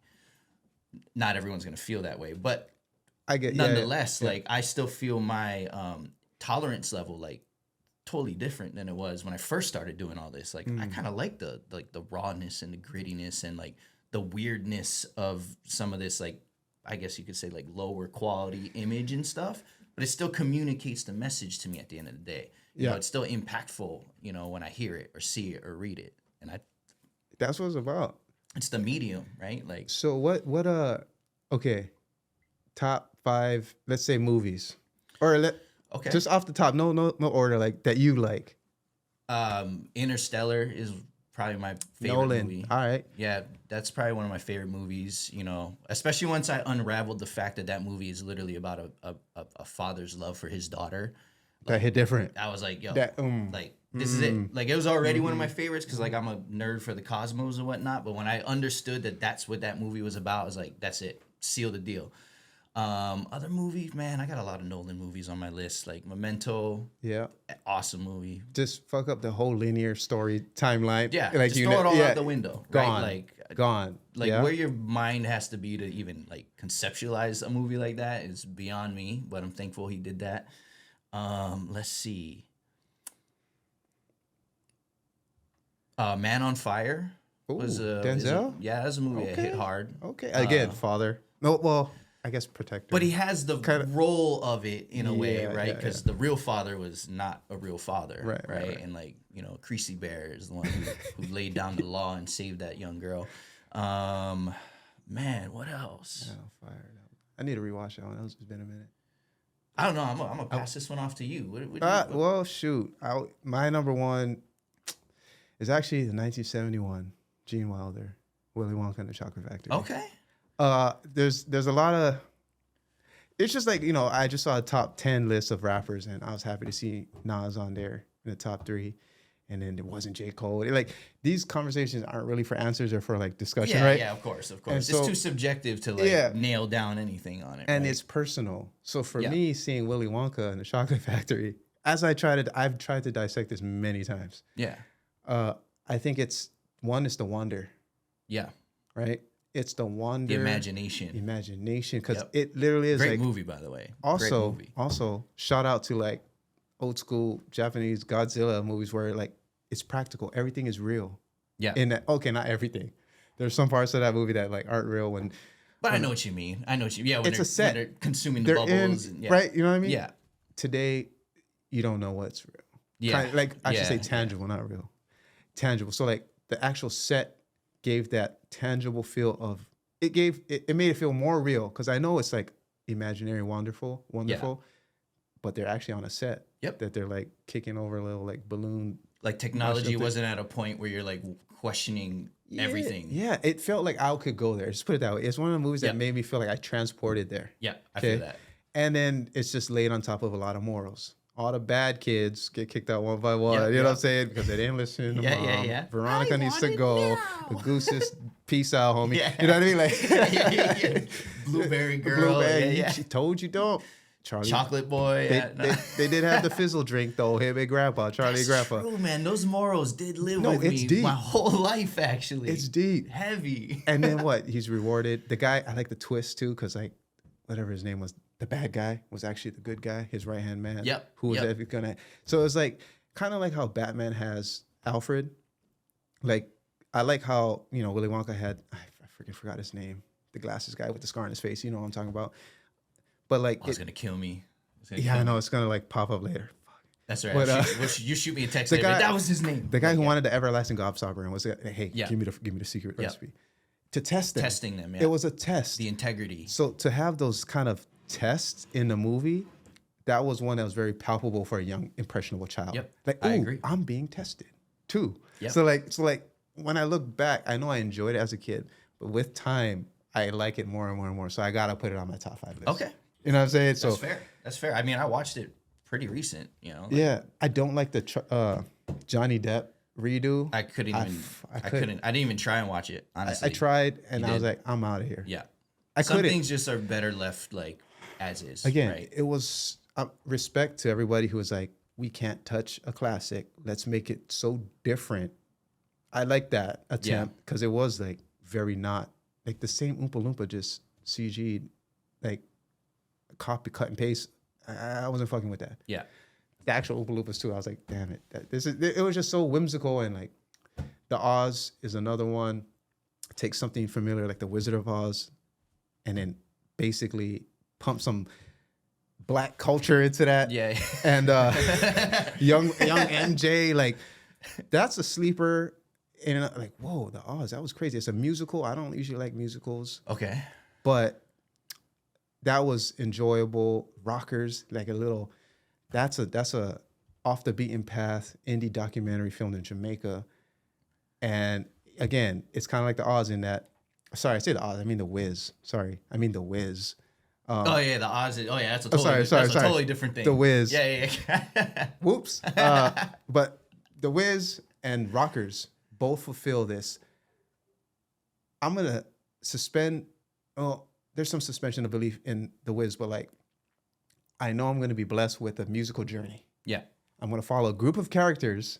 There's a very easy to follow goal and motivation of all these characters. Yeah. So it's not like too complicated, like Yeah. Memento or Yeah, like intertwining plot Seven, or lines, like, yeah. oh, what did that person say? Crash, which I like Crash too, but Well, that's a good one. a lot of different. No, it was simple, easy to follow, Yeah. and along the way, you're gonna get real, genuine performances from actual musicians. Yeah. So like, boom. Like you could just sit back, relax, and enjoy something like Yeah. that. Like you're not Yeah. burning calories trying to figure out what's going on. It almost right? feels like watching an album. That's how I feel. Like this is like a music video on steroids. Yeah. That's kind of the Like vibe I have. the full length. This is the LP. Yeah. Yeah. But I also, again, that the Rockers specifically, I had that I've kind never of. seen that. Oh. Yeah. Peep it, No, peep it. I actually have 2 DVDs. Oh, word. You know why? Because thanks Ty for gifting it to me twice. I think he forgot he gifted it to me the first time. Maybe it was the And DVD then- that got you the Blu-ray version. And then I was like, Thanks. Actually, I think I gifted that to my homie Alessandro in Kyoto, Japan. But the Rockers is one of them. Okay. But that's okay. More recent, I would say I'm a Nolan fan too. I'm a Nolan fan It's too. hard not to be, really. Because Like, what are the thinker movies you got? I mean, Inception's a deep one. yeah. Yeah. But I mean, even the Dark Knight. I was about to say like, Dark. You know, like, how do you top that? Like, how do you top it? Yeah. See, I say the new Batman was good. It was good. I ain't hating on any of them. Yeah. Really. But the new one with what's the dude's name? Joaquin Phoenix, homie. Oh, you talking Joker? I'm sorry. You talking? Oh, it's killing me. Twilight Man. And I was about to say the werewolf. Tenet. I mean it's fucking weird. Not even the werewolf. Tenet was. What did you think about Tenet? Tenet was a mind bend. That was a mind bender. I think it might have actually been a little like if we're talking about like the cinematography of it, beautiful. Yeah, like as you could expect. Yes, of course. But the plot line, even still to this day, I was kind of like, what's going on? That's contrasted to the Rockers, right? Yeah. Sit back, enjoy, got it, nice. Yeah. Versus this one, like, I feel like I have to take notes. Or I need to go and look at YouTube and or find watch explainers. It 7 times. Yeah. That's a long movie. Like, but you respect, okay, that's what he was going for that no one else went for, and he fucking killed it. Yep. Got it. As a piece of art, respect. There's a recent one, Annihilation, Dune. I fuck with Dune heavy. I really like Dune. I really like Dune. I'm excited for what's coming next. Oh, man. Honestly. They really laid it out good, I think. I think that it's transported to a world. Creating, exactly. I was saying world creation. Yes. At this point, and I think I could be wrong, but for me and my personal journey, I think it kind of started with, I want to say Game of Thrones, because I wasn't really into the Harry Potter stuff, but maybe even Harry Potter was but you're creating worlds. Yeah. Not necessarily MCU. Like that, I get it. That's a whole universe too.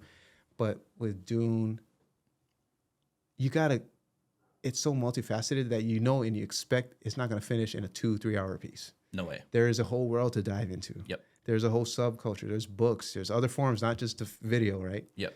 And so if you want to dive into the Atreides family, you can do that, not just in one movie. I think that ability to create those kind of worlds is really interesting. And I kind of want to explore that later on. Yeah. As far as writing and making books. Because you have so much freedom. As storytellers, like, what if I made my own? Right? Yep. Like, what if, and that's another thing too, I want to figure it out. There's probably a stat out there, like the average age of authors. And we could put a metric on that author title of like, that sold X amount of books or something, right? Yeah. I feel like you got to be a certain age because you have enough experience and wisdom, kind of like to be like, this is the kind of character I know would work here. Yeah. This is maybe you're just an avid reader and then you consume that and you could be an 18-year-old like person who makes. I mean, it's possible. It's not out of the realm of possibility for something like that, but I feel like, I don't know her actual age when she started writing it, but I'm pretty sure J.K. Rowling wasn't like a young buck when she started writing Harry Potter. I know there's got to be info out there. But to your point of experience is like, from what I can recall, she was going through like a really dark period and like depression, like heavy depression and whatnot when she started to find this channel to like write these stories. I'm pretty sure. Okay. So like, to the point of like, I mean, I'm not saying everybody needs to be depressed and like going through some real serious shit to write it, but like, you know, there is an X level of experience required to like, to harness all that creativity and like reinterpret it into these universes. You know what? Like, that reminds me of what's his name? YouTuber. He does music reviews, albums. Anthony Fantano. Fantano. This is years back when Jaden Smith put out his album Sire. I think that was the name of the album. Yeah. And I already liked Anthony Fantano's reviews of albums, but one of his biggest criticisms of this album, of Jaden Smith's album, was like, he's a young kid. Yeah. He's trying to create, in this case, music. He's trying to create something about, basically his arguments are baseless. Yeah.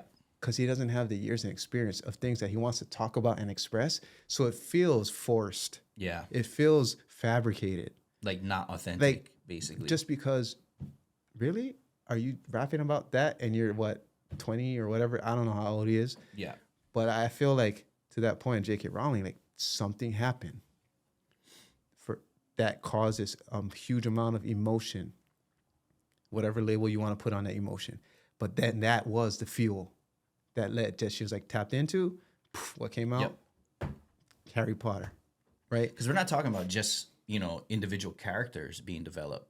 We're talking about like large universes, right? Worlds. Like George Lucas to this day. Did you watch Andor? Andor blew my mind wide open Really? as like to the possibilities of Star Wars. Like it was not like I need to. what I thought I was gonna get myself into. Oh, you haven't watched it yet? No, I have not. I need to. Okay. Watch it. Okay. Yeah. Okay. It was a good departure from like everything that we've been consuming Star Wars wise, like Really? cinematography, storytelling, and it just shows the infinite bounds of the amount of stories that could be told within that giant galaxy that he created. Because you would think like watching Rogue One, like okay, it was just rogue mercenary dude, like.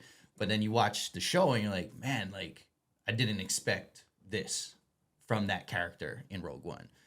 Amazing, super good. And to everybody else involved, because we can't. I know George Lucas gets all the flowers. Yeah. But he set the path for other people to come in too, and then implement their visions and stuff as well. Kind of like Roy Yamaguchi, right? Yeah. For you to be able to I make wasn't drinks. expecting you to go there, but yes. You know what I'm saying? Like, Roy Yamaguchi didn't necessarily make the drink that Teves did, but Teves wouldn't have made that drink there without Roy Yamaguchi type of thing. 100%. So setting that initial, like, I guess you could say, like, playing field. Yep. That attracts people who want to play in there. And then they in turn create and add to this bigger picture thing. That's the value of stories and the impact stories have on people in general. Like we all have our favorite movies, our favorite books, our favorite music, even our favorite food, which all of that ties back to like a story of somewhat. And then you're adding to it. And man, it's like a beautiful orchestrated or actually unorchestrated dance. Yeah. You know what I mean? Sometimes orchestrated, but Yeah. the real beauty in it, I believe, is the unorchestrated aspect of it, right? Like not knowing this dance is happening, but you're actually a part of it, right? Like, and going with the flow a little bit, like that's why last night I texted him, I was like, should I bring anything? And, like gave me a good, like suggestive list, but I was like, yeah, so I'm not going to bring anything. Let's just go with the flow and see where this unorchestrated. Let's let it unfold. That's the beauty of it. Like, I thank you, man. Hey. This is an amazing conversation. You know what? And part of it is also like, for me, I just want to get better at communicating. Yeah. As a storyteller, which I believe we all are, your level of your proficiency in communicating an idea is paramount. Yes. Because it's going to matter when you have to, whether you're a boss talking to a new hire, whether you're a partner talking to your other partner in an investment, whether you're a father talking to your child, like you need to communicate effectively. Yep. And so having those opportunities to communicate my ideas, but also to listen and interpret what you're saying to me, to get good at that skill. I mean, this is kind of like a dojo for that. Yep. You know what I'm saying? And I feel like that's the value I get when I listen to other people's conversations. Oh, that person was trying to make a point. That person cut him off, never let him finish. So then that person tried to basically bait and switch them by responding this way to then get back to the point to finish the answer. Like I'm trying to get more into how people communicate, how I can communicate better. Because, I feel so, it's very obvious to me because of my Japanese skills. To be honest, like I try to speak Japanese now. Like my neighbor's parents just came. She's from Japan. Her parents came from Japan. And like we were at the pool. And so I'm like, oh yeah, she was like, oh, Kenji can speak Japanese, so you can like hang out. Like, but like by default, I'm going to sit over here type of thing. And so, yeah, boom, just whatever, conversing. And then I realized like, I ain't how I used to be. Yeah. I'm not as sharp as I used to be. I'm over here stumbling over like simple words, it really put in perspective. Like if you don't use it, you lose it. Yep. And not with just a language like Japanese, but also like even with English, we take it for granted. But if you don't exercise using, let's say, persuasive skills, or even like diffusion skills, Yep. someone's coming at me hot, Mm-hmm. or convincing, or even listening. Like, okay, I know what, like, you married up, right? So like, Yep. when you have conversations, you're like, okay, wait, what is she really saying? Yeah. You know what I'm saying? Yeah. I know she said this. I don't think she means that. Yeah. You know, I gotta get better too. Yeah. You know what I'm Sitting there saying? with my Rosetta Stone trying to decode the message in my mind. How come they don't speak English? But for me, at least.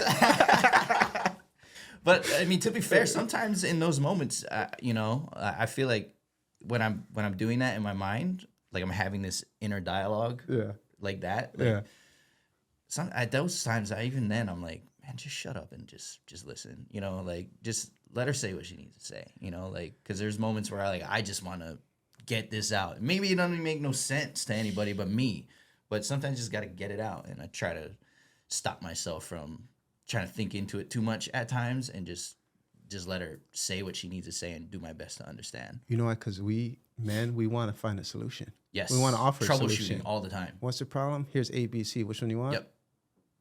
Let's move on. Nope. Yep. Nope. You know what? One of my friends, he just got married. And he told me like something. I'm like, oh yeah, that's a good one. I gotta share with the homies.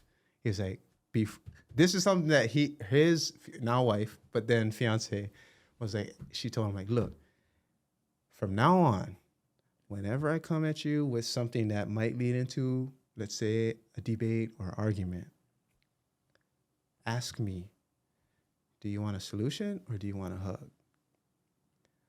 Or I think she might have said, ask me, do you want a solution or do you want me to listen? I think that's what it was. Yeah.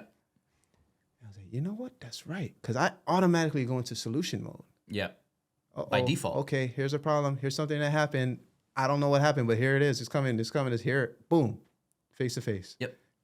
With something that I don't know what happened somewhere, but here it is. Does she want a solution or does she want me to listen? And a lot of times it's like, oh, she just wanted me to listen. Yep. Nod my head. Yep. Give her the affirmatives. You gotta really listen though. You gotta really try and listen. Like that's the tricky part. Because then like sometimes you're like, oh, she don't want a solution, so I'm just gonna become a shell. And like Yeah. You're right. But like I feel like that's unfair. Like, and I don't mean to like be speaking up and like stand up for all our wives out there, but like I feel like I try to put myself like when it's all said and done and that conversation's concluded, I try to think to myself like, man, I think I just wanted somebody to just hear me out on what I had to say. You know what? We need that listening too. Yeah.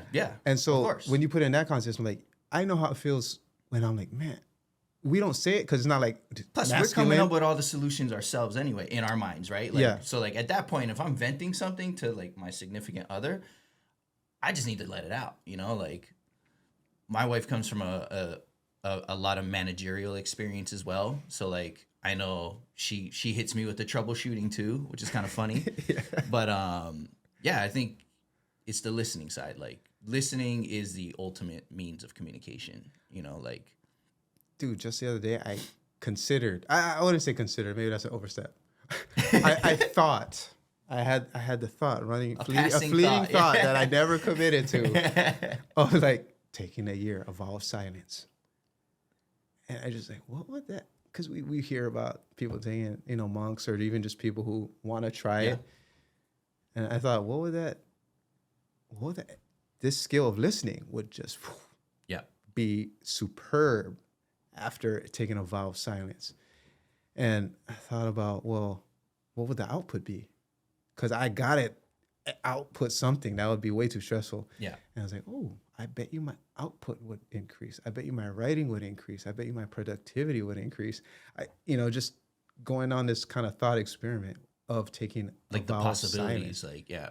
And then I was like, okay, that's one mountain I don't want to climb, but maybe I'll do it for like a day. Yeah. Or like a what if? I kind of want to try. Yeah. I feel like when people go on retreats, I think that's what a lot of like, let's say companies will try and aim for is like, let's have a retreat. It's like that separation, or even just a walk, just going on a solo walk. No phone. Taps into that kind of silence. And it's, I think now more so than ever, getting bugged by your, alert this, alert that. You feel like this connection so strong that, unplug. Yeah. Detox. And this guy who told me, my homie Justin, who told me about like, do you want a solution or you want me to listen? Like he detoxed too a few times. And so that's someone close to me that I saw go through that. The person I had in here yesterday went through a 4-month no socials. Mm-hmm. And by chance, he's like, all right, I'm plugging back in. Yeah. Same thing, like J.K. Rowling, like something happened that had a huge impact that could be stressful, painful, lead into depression. There's a huge kind of potential event that happened that caused him to go into this 4-month silence. Initially going into Okay, gotcha. But what came out of that is this new revitalized, re-energized, I'm coming out with this.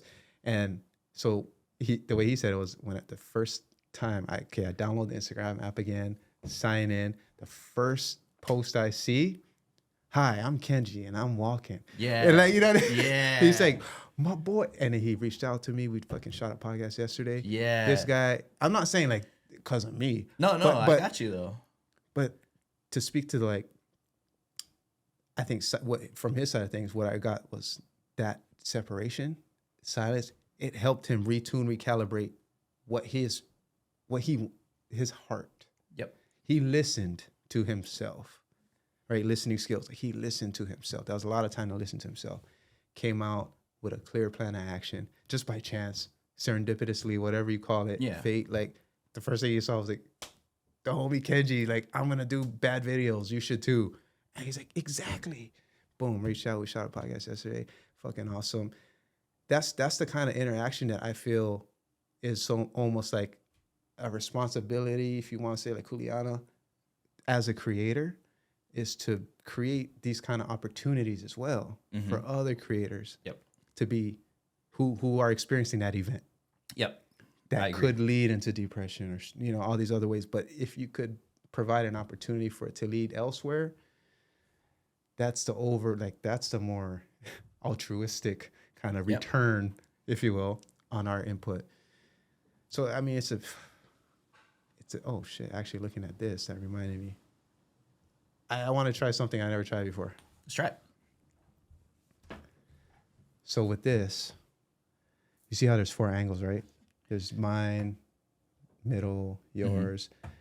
4 is actually into my computer, right? I'm gonna just do this. So actually, I tried making like a reaction studio set up too. You know what I'm saying? Okay. Oh yeah. You got young Jamie over here. Something like exactly. Yeah. Now you Rogan and young Jamie. I'm young Jamie too. So I was watching this YouTube video about storytelling, Think Media. Okay. Yeah. I'm pretty sure you. Cannell. Yeah, exactly. And he had 10. I think Disney put out 20-something rules. Oh, I didn't watch this, but I did see it pop up on my algorithms. Okay, we on the same algo. Yep. You already know. So I just screenshotted the 10 rules they share, okay. And then I was like, hey, that'd be kind of fun. Yeah, to go through it with Teves to see what you think. Let's do it. Yeah, you saved me the trouble of watching the whole thing too. There we go. Perfect. Sorry, messing up your average view duration.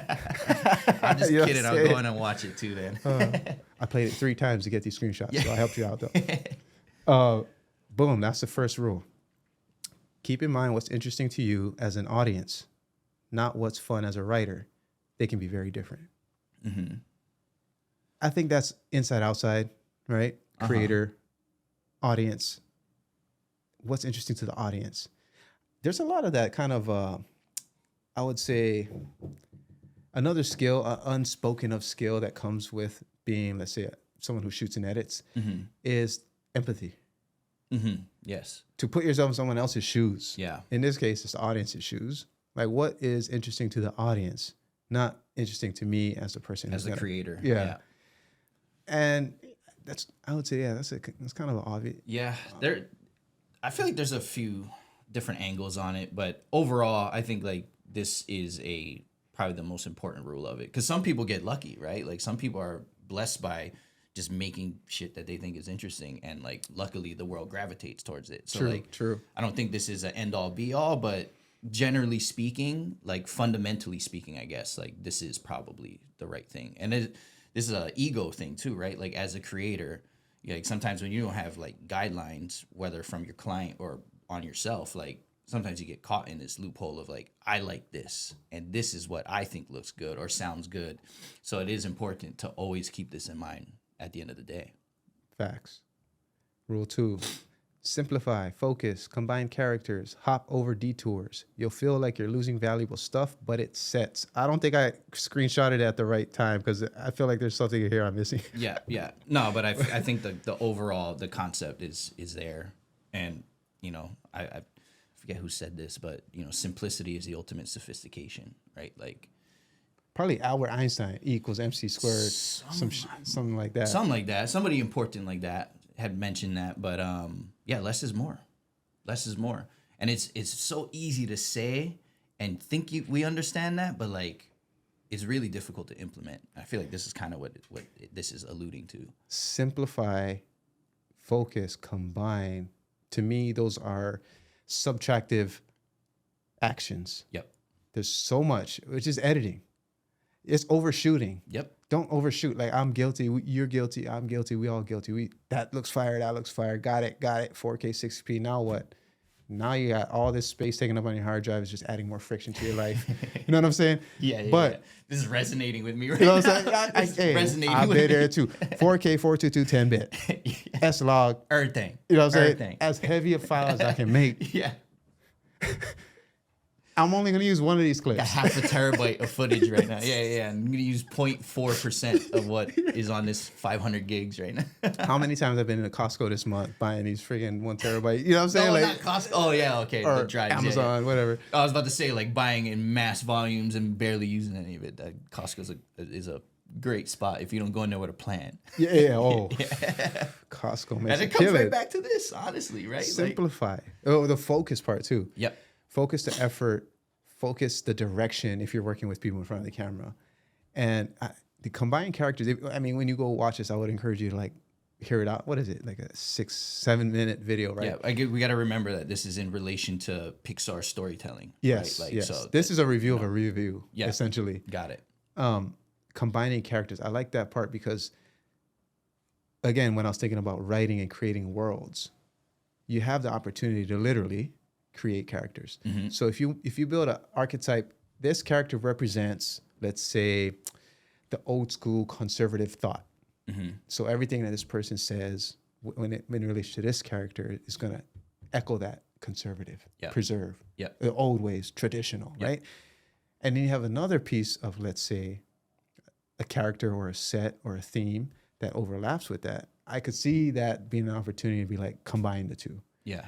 Let's make it less cluttery. We still preserve the actual message, which is conservation or traditional values or something. I could see that. I don't know, as someone who's not diving that deep into the fiction world or like creating, right? I think most of us you and I probably deal more with real people, real businesses. I lack the experience of this type of storytelling, right? To like to understand it in practicality.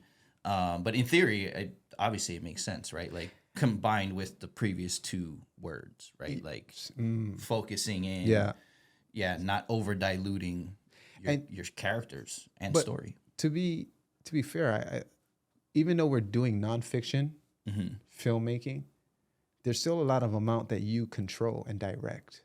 It's true. So there is room for this sort of fiction. That's true. Or for you to create. It's still relative, right? Yeah. Right, Yeah, that's a good point. But hop over detours. What do you think when you read that?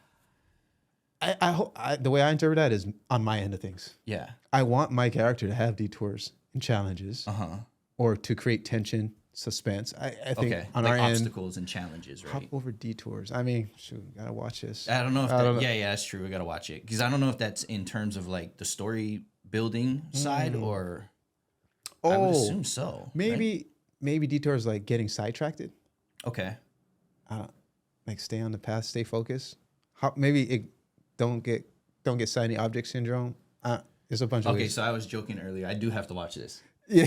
And it's only piquing my interest even more. I have to watch this now. And it's It's only 7-minute video. Yeah.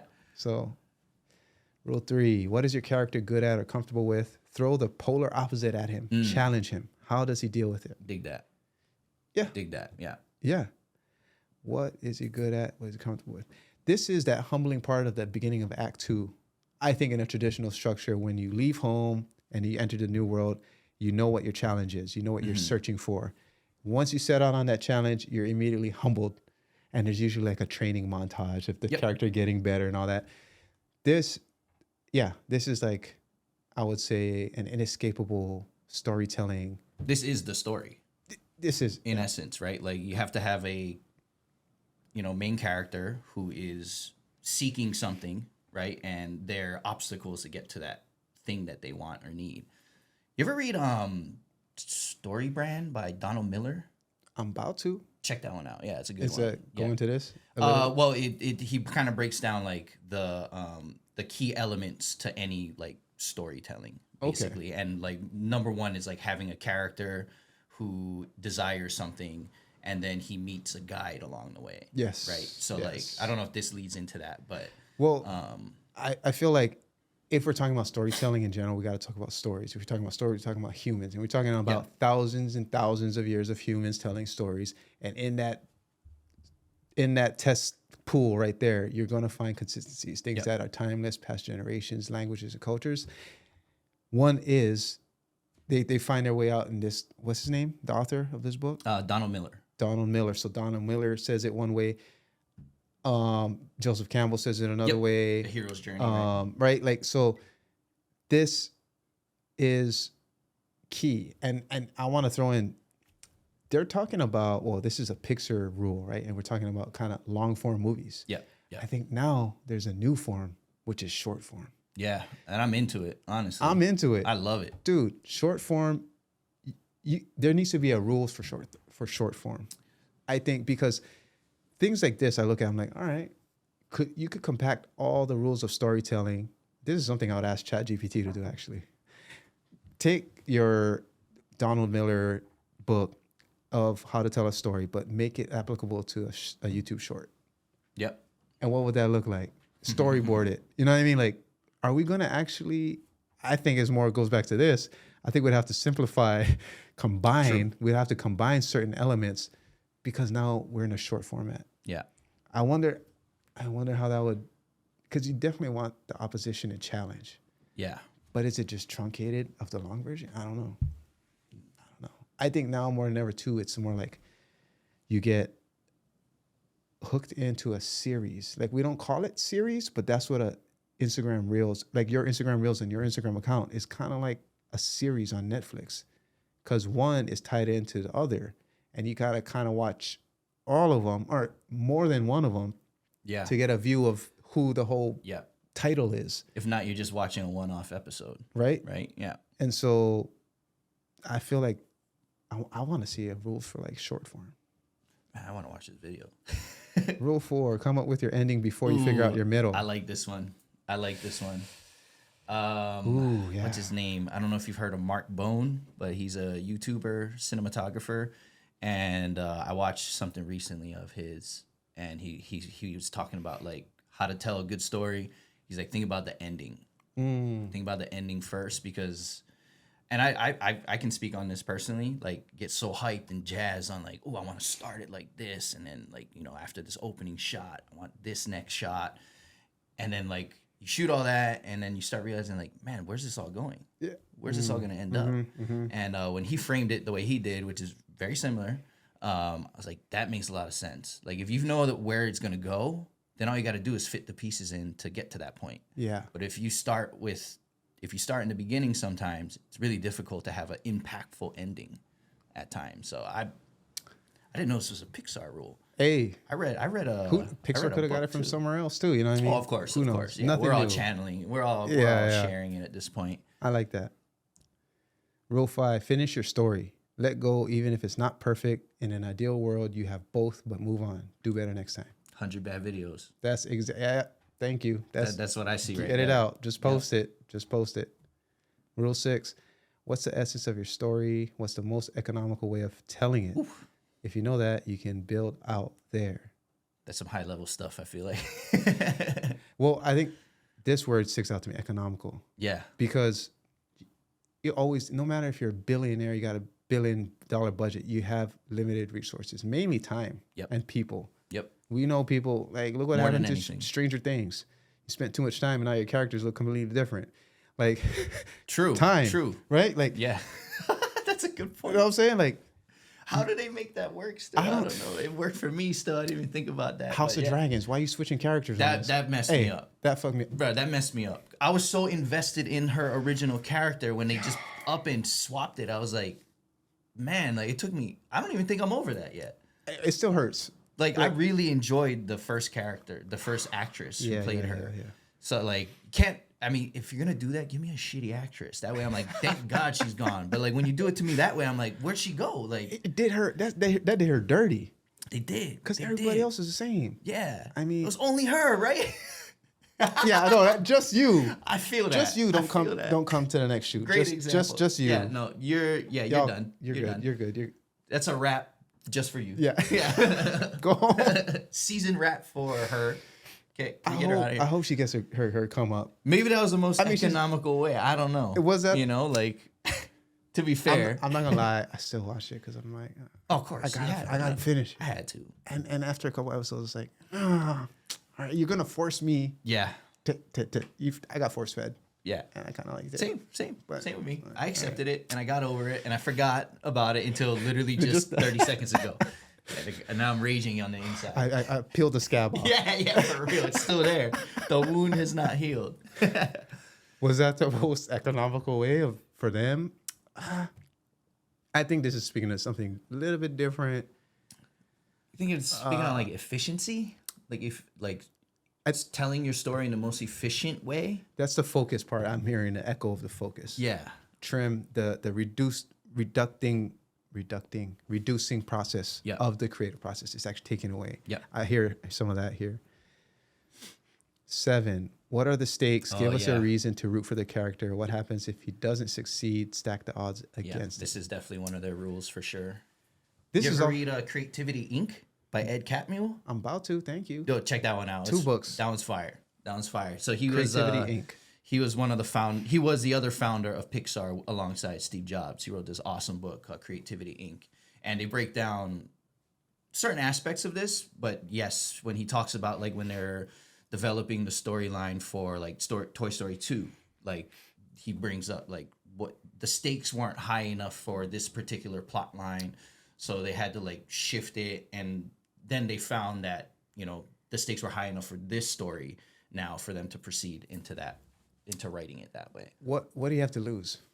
I think that ties in directly to why should I care? When I say I mean the audience, like, why should I care? Yep. Because this is what you have at stake. This is what you have to lose. This is also for YouTube hooks. Yeah. This is what you have to lose real. for not watching the rest of this video. We're loss adverse, right? Like we're more afraid to lose than we are to gain, Yes. right? there Or you like go. we feel the feeling of loss far more than we do the feeling of gaining something, right? So that probably goes back to our roots when we're running away from for sure. saber-tooth tigers. Absolutely. Yeah. Rule 8, no work is ever wasted, and if it's not working, let go and move on. If it's useful, it'll show up again. 100 bad videos. Yes, thank you. I see that. That's there. another one. It's not working, let go. Yeah, basically, get it out. There's nothing lost in the process. That's something that I like to think to myself, right? Like no matter what the result is, beneficial or not, there's nothing lost in the process ever. And I feel like that's kind of what I'm getting from this as well. It's like, you know, I'm learning so much, even if it fails, so to speak. There's things that I've learned that I would never have learned or thought about or have experienced had I not gone through the process of this perceived failure. Right? The only L's I take are lessons. Yep. Attitude. Like that. Yeah. Ooh, I like that one.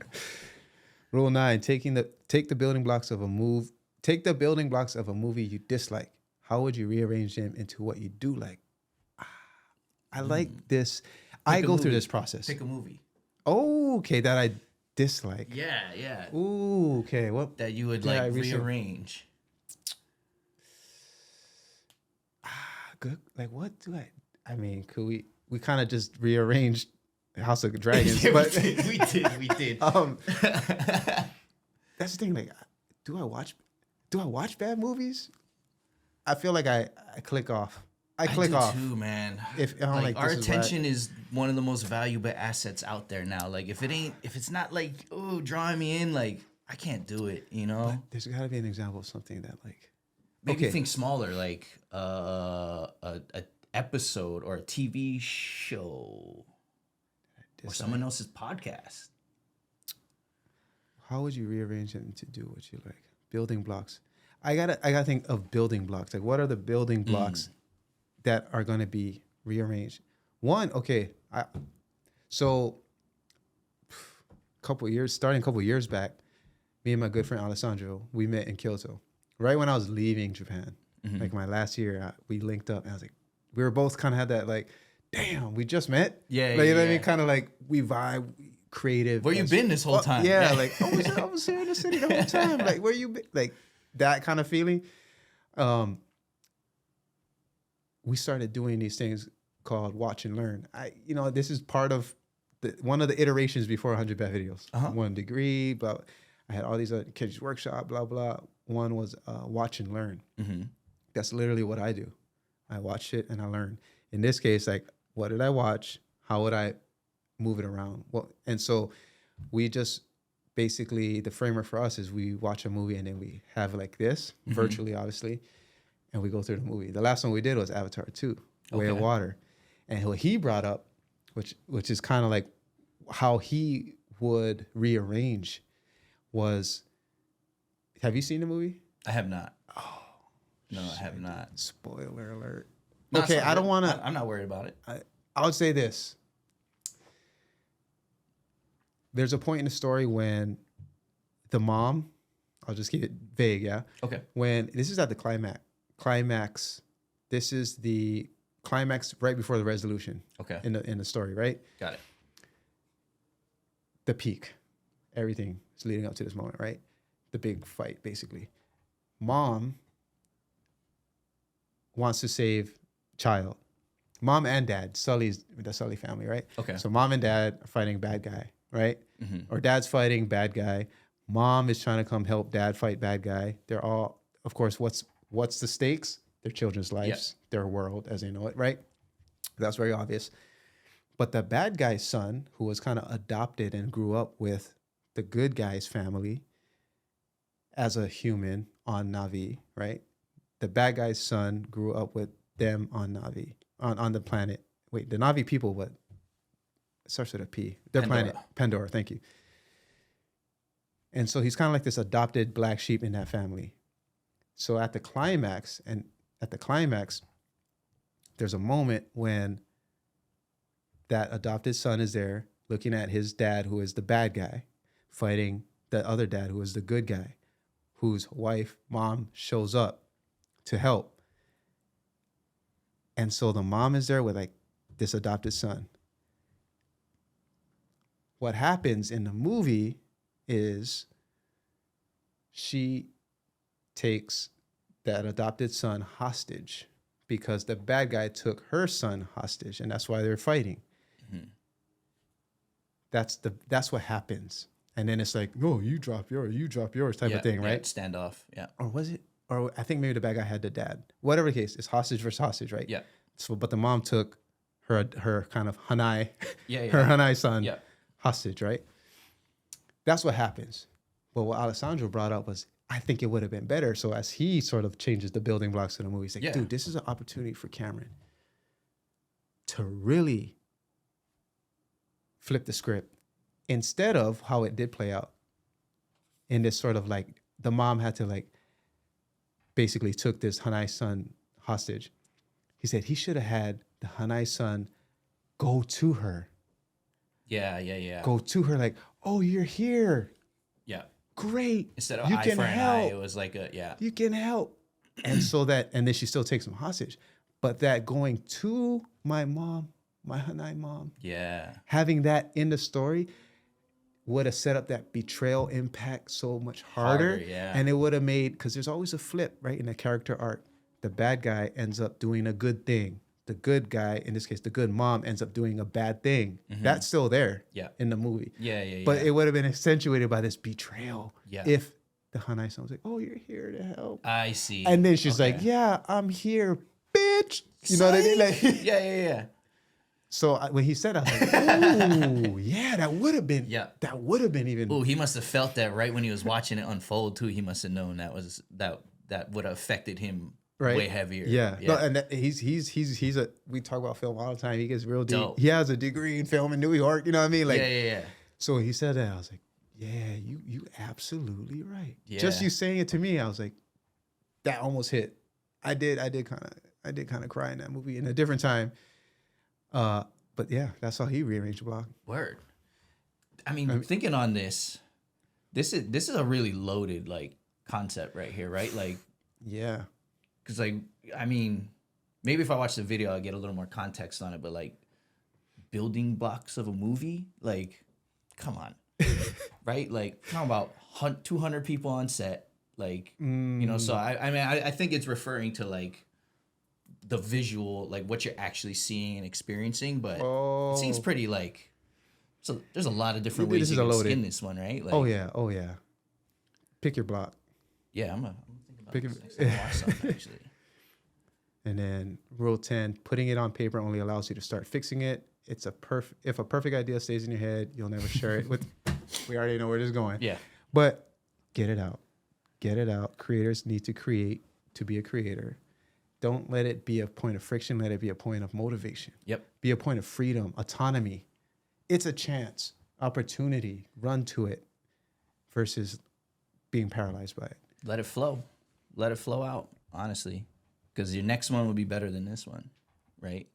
There's a trending audio I keep hearing on Instagram, and it's this really deep voice Popolo man, and he's like, you know, what's he say? I gotta find. I'll send it to you later. But he's like basically saying like, I have to put this stuff out, and although if I put it out later, it would have been better than it is now. I needed to share this now in order to like get to that point.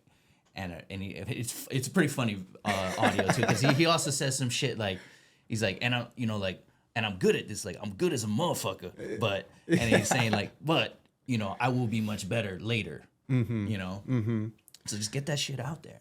I think, I always think of, again, visual storytellers. Like, I gotta see an example of what these words on a screen represent, and it's things like a child walking. A child doesn't walk first. There's a progress to walking, and you see all the steps, and we adore that. We applaud that. We celebrate that. Why can't we do it for ourselves? Ooh, that's a good one. Right. That's a good analogy. Dude, like you're learning to walk. Don't look at the people running sprints and stuff and think I gotta do that. Discouraging. Nah. Treat it that. Or in sports, like I saw you do some basketball stuff, but free throws. You're not, the way I think of it too, another way, like not a kid kind of analogy, but just maybe an adult, matter of factual. If you're like a numbers person, logistical thinker, like you're not trying to make a free throw. You're trying to get a good free throw percentage. You're trying to be that person who's like, when this person has a free throw, there's an 85% chance he's going to make it. Yep. But to get to that 85% rate requires so much shots. Yep. And when you're shooting, you don't really care. You're like, I'm going to just move my finger this way a little bit this time. I'm going to just move my elbow this way a little bit this time. And just do that 10 times. See how that changes. I might try this way. I might put my toe here, put my weight. Like in that exploratory phase, you're not thinking about what people are going to think. Nope. Or you're actually just hungry for the action of doing it and getting that feedback so you can do it again. So you can do it again. So you can do it again. And then your percentage rate just gets higher and higher. So you'll get to the point where you don't miss. Yeah. I mean, well, no one does, but you'll get Steph Curry level. Yeah. With just a shit ton of reps and without expecting this unreasonable expectation, basically. Yep. Yeah. Yep. It's a tough one too. Like we're constantly comparing ourselves to what others are doing. And I would say it's almost impossible to avoid unless you bunker down and go live in a cave for a while. But Unless you unplug from socials. it does help. Right? It does help. Yeah. Like I haven't completely unplugged, but I do make a conscious effort to delete Instagram daily and just hop on there a little bit. And since I started doing that maybe about a month ago, I just feel like my overall quality of life has increased. My relationships have, leveled up, and not even on purpose. It's just like I'm more attentive, right? Like I spend time with my wife, with my daughter. Like I'm not thinking about grab my phone and the muscle memory of unlocking it and going to that blank spot where Instagram was. It took probably about a day or two, but I still know that that's a means for me to communicate, but I'm trying to make sure I create more than I consume. Wait, so you delete it every day? I delete it every day. I think it's deleted off my phone right now, I think. And then what's your it's not on here. It's normally right there. so like what's your schedule then?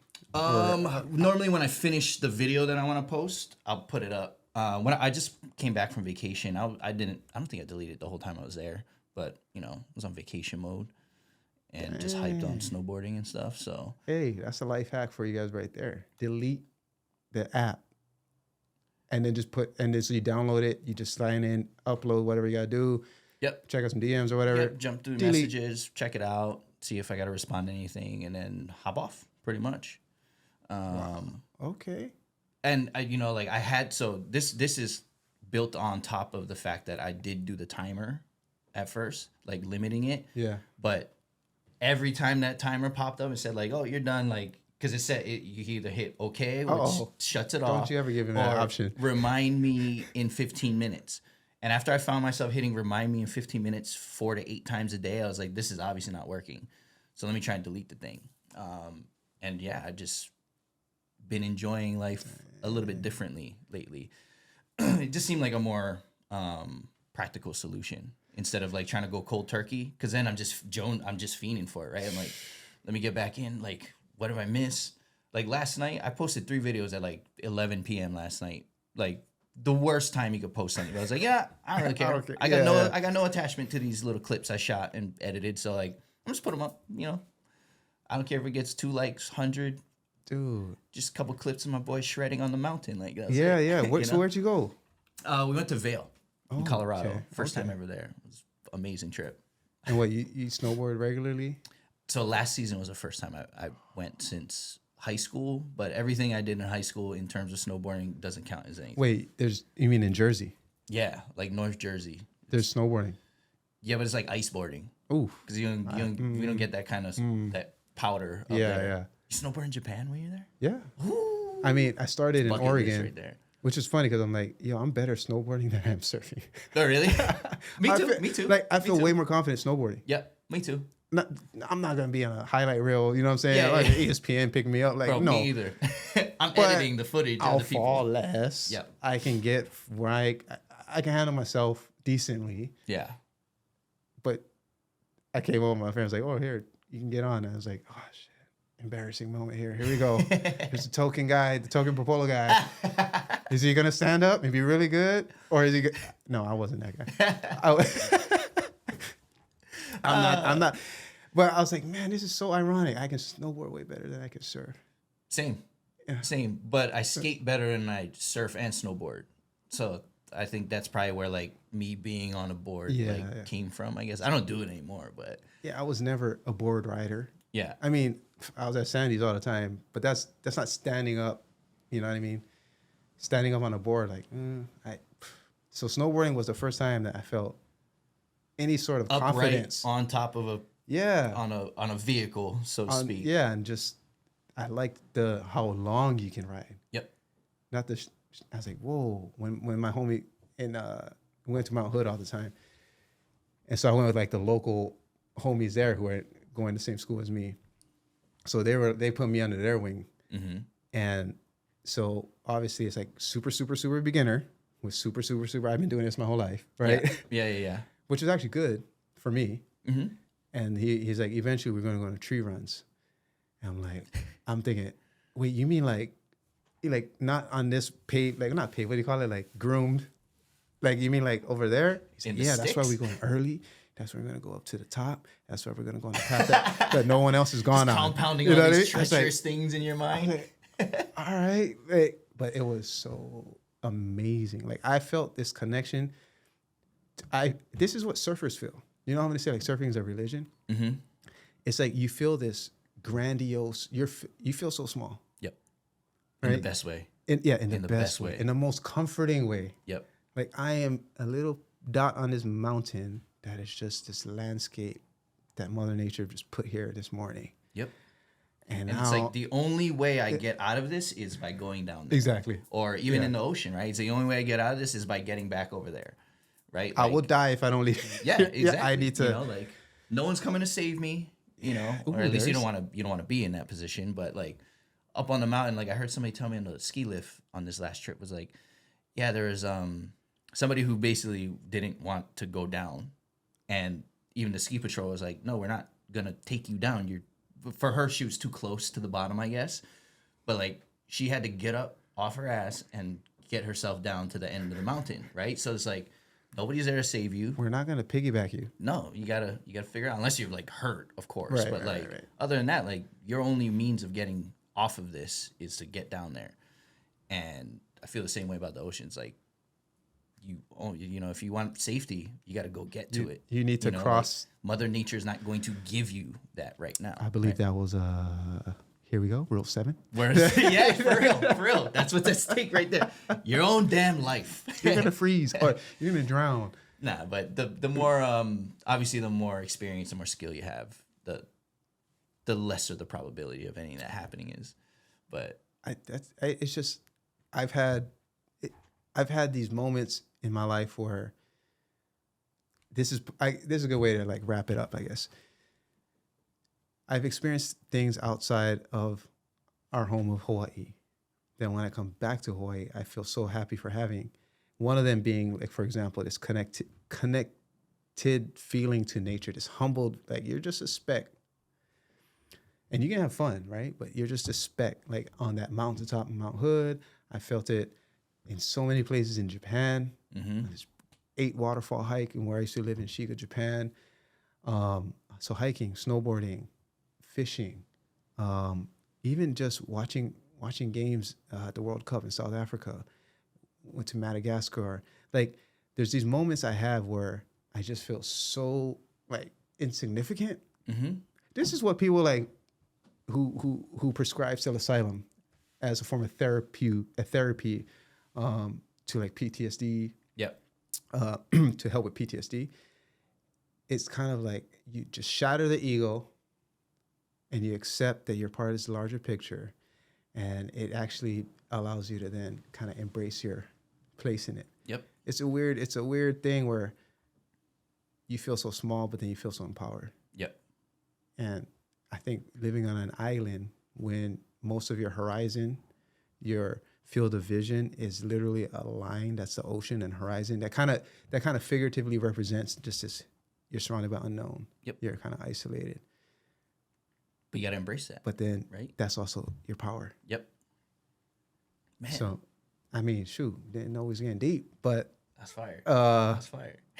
Yo, let everybody know, man. Where can they find you? At Teves Freitas on Instagram. I guess I gotta start up a YouTube channel too, huh? Why not? I gotta check out yours. I've been wondering what all this long form goes, so that's good to know. The launch is starting next week, Monday. Okay. So episode 00 with my daughter. Okay. Where we're just like, there's no wall. It's like, so it's all backlog right now. Oh, heavy backlog. Okay, cool. People are like, episode 1 is gonna look like it. No, it's not. Yeah. It's like it's janky, bro. It's so janky. Nah, that's the beauty of the process. But that's why it's episode 00. Yeah. So yeah, I mean, it'll be there on YouTube. I would suggest starting a YouTube, bro. Yeah, I think I'm gonna restructure my strategies on I'm gonna lean into my personal brand a little bit more because I was trying to build up this media business. Mm-hmm. But I'm just gonna lean into the ultimate differentiator, which is which is self. So, yeah, you can find me on @Teves on Instagram for now. It's pretty much my only real like outlet at the moment. But hey, this video's evergreen. I can always change the title. So look in the title. Wherever you can find this guy will be in the title. in the description below. Yeah, in the title. Why is it sounding like a newbie? Man, thank you. Thank you, man. Appreciate you, brother. We get to do a part 2. First of many. Good. All right.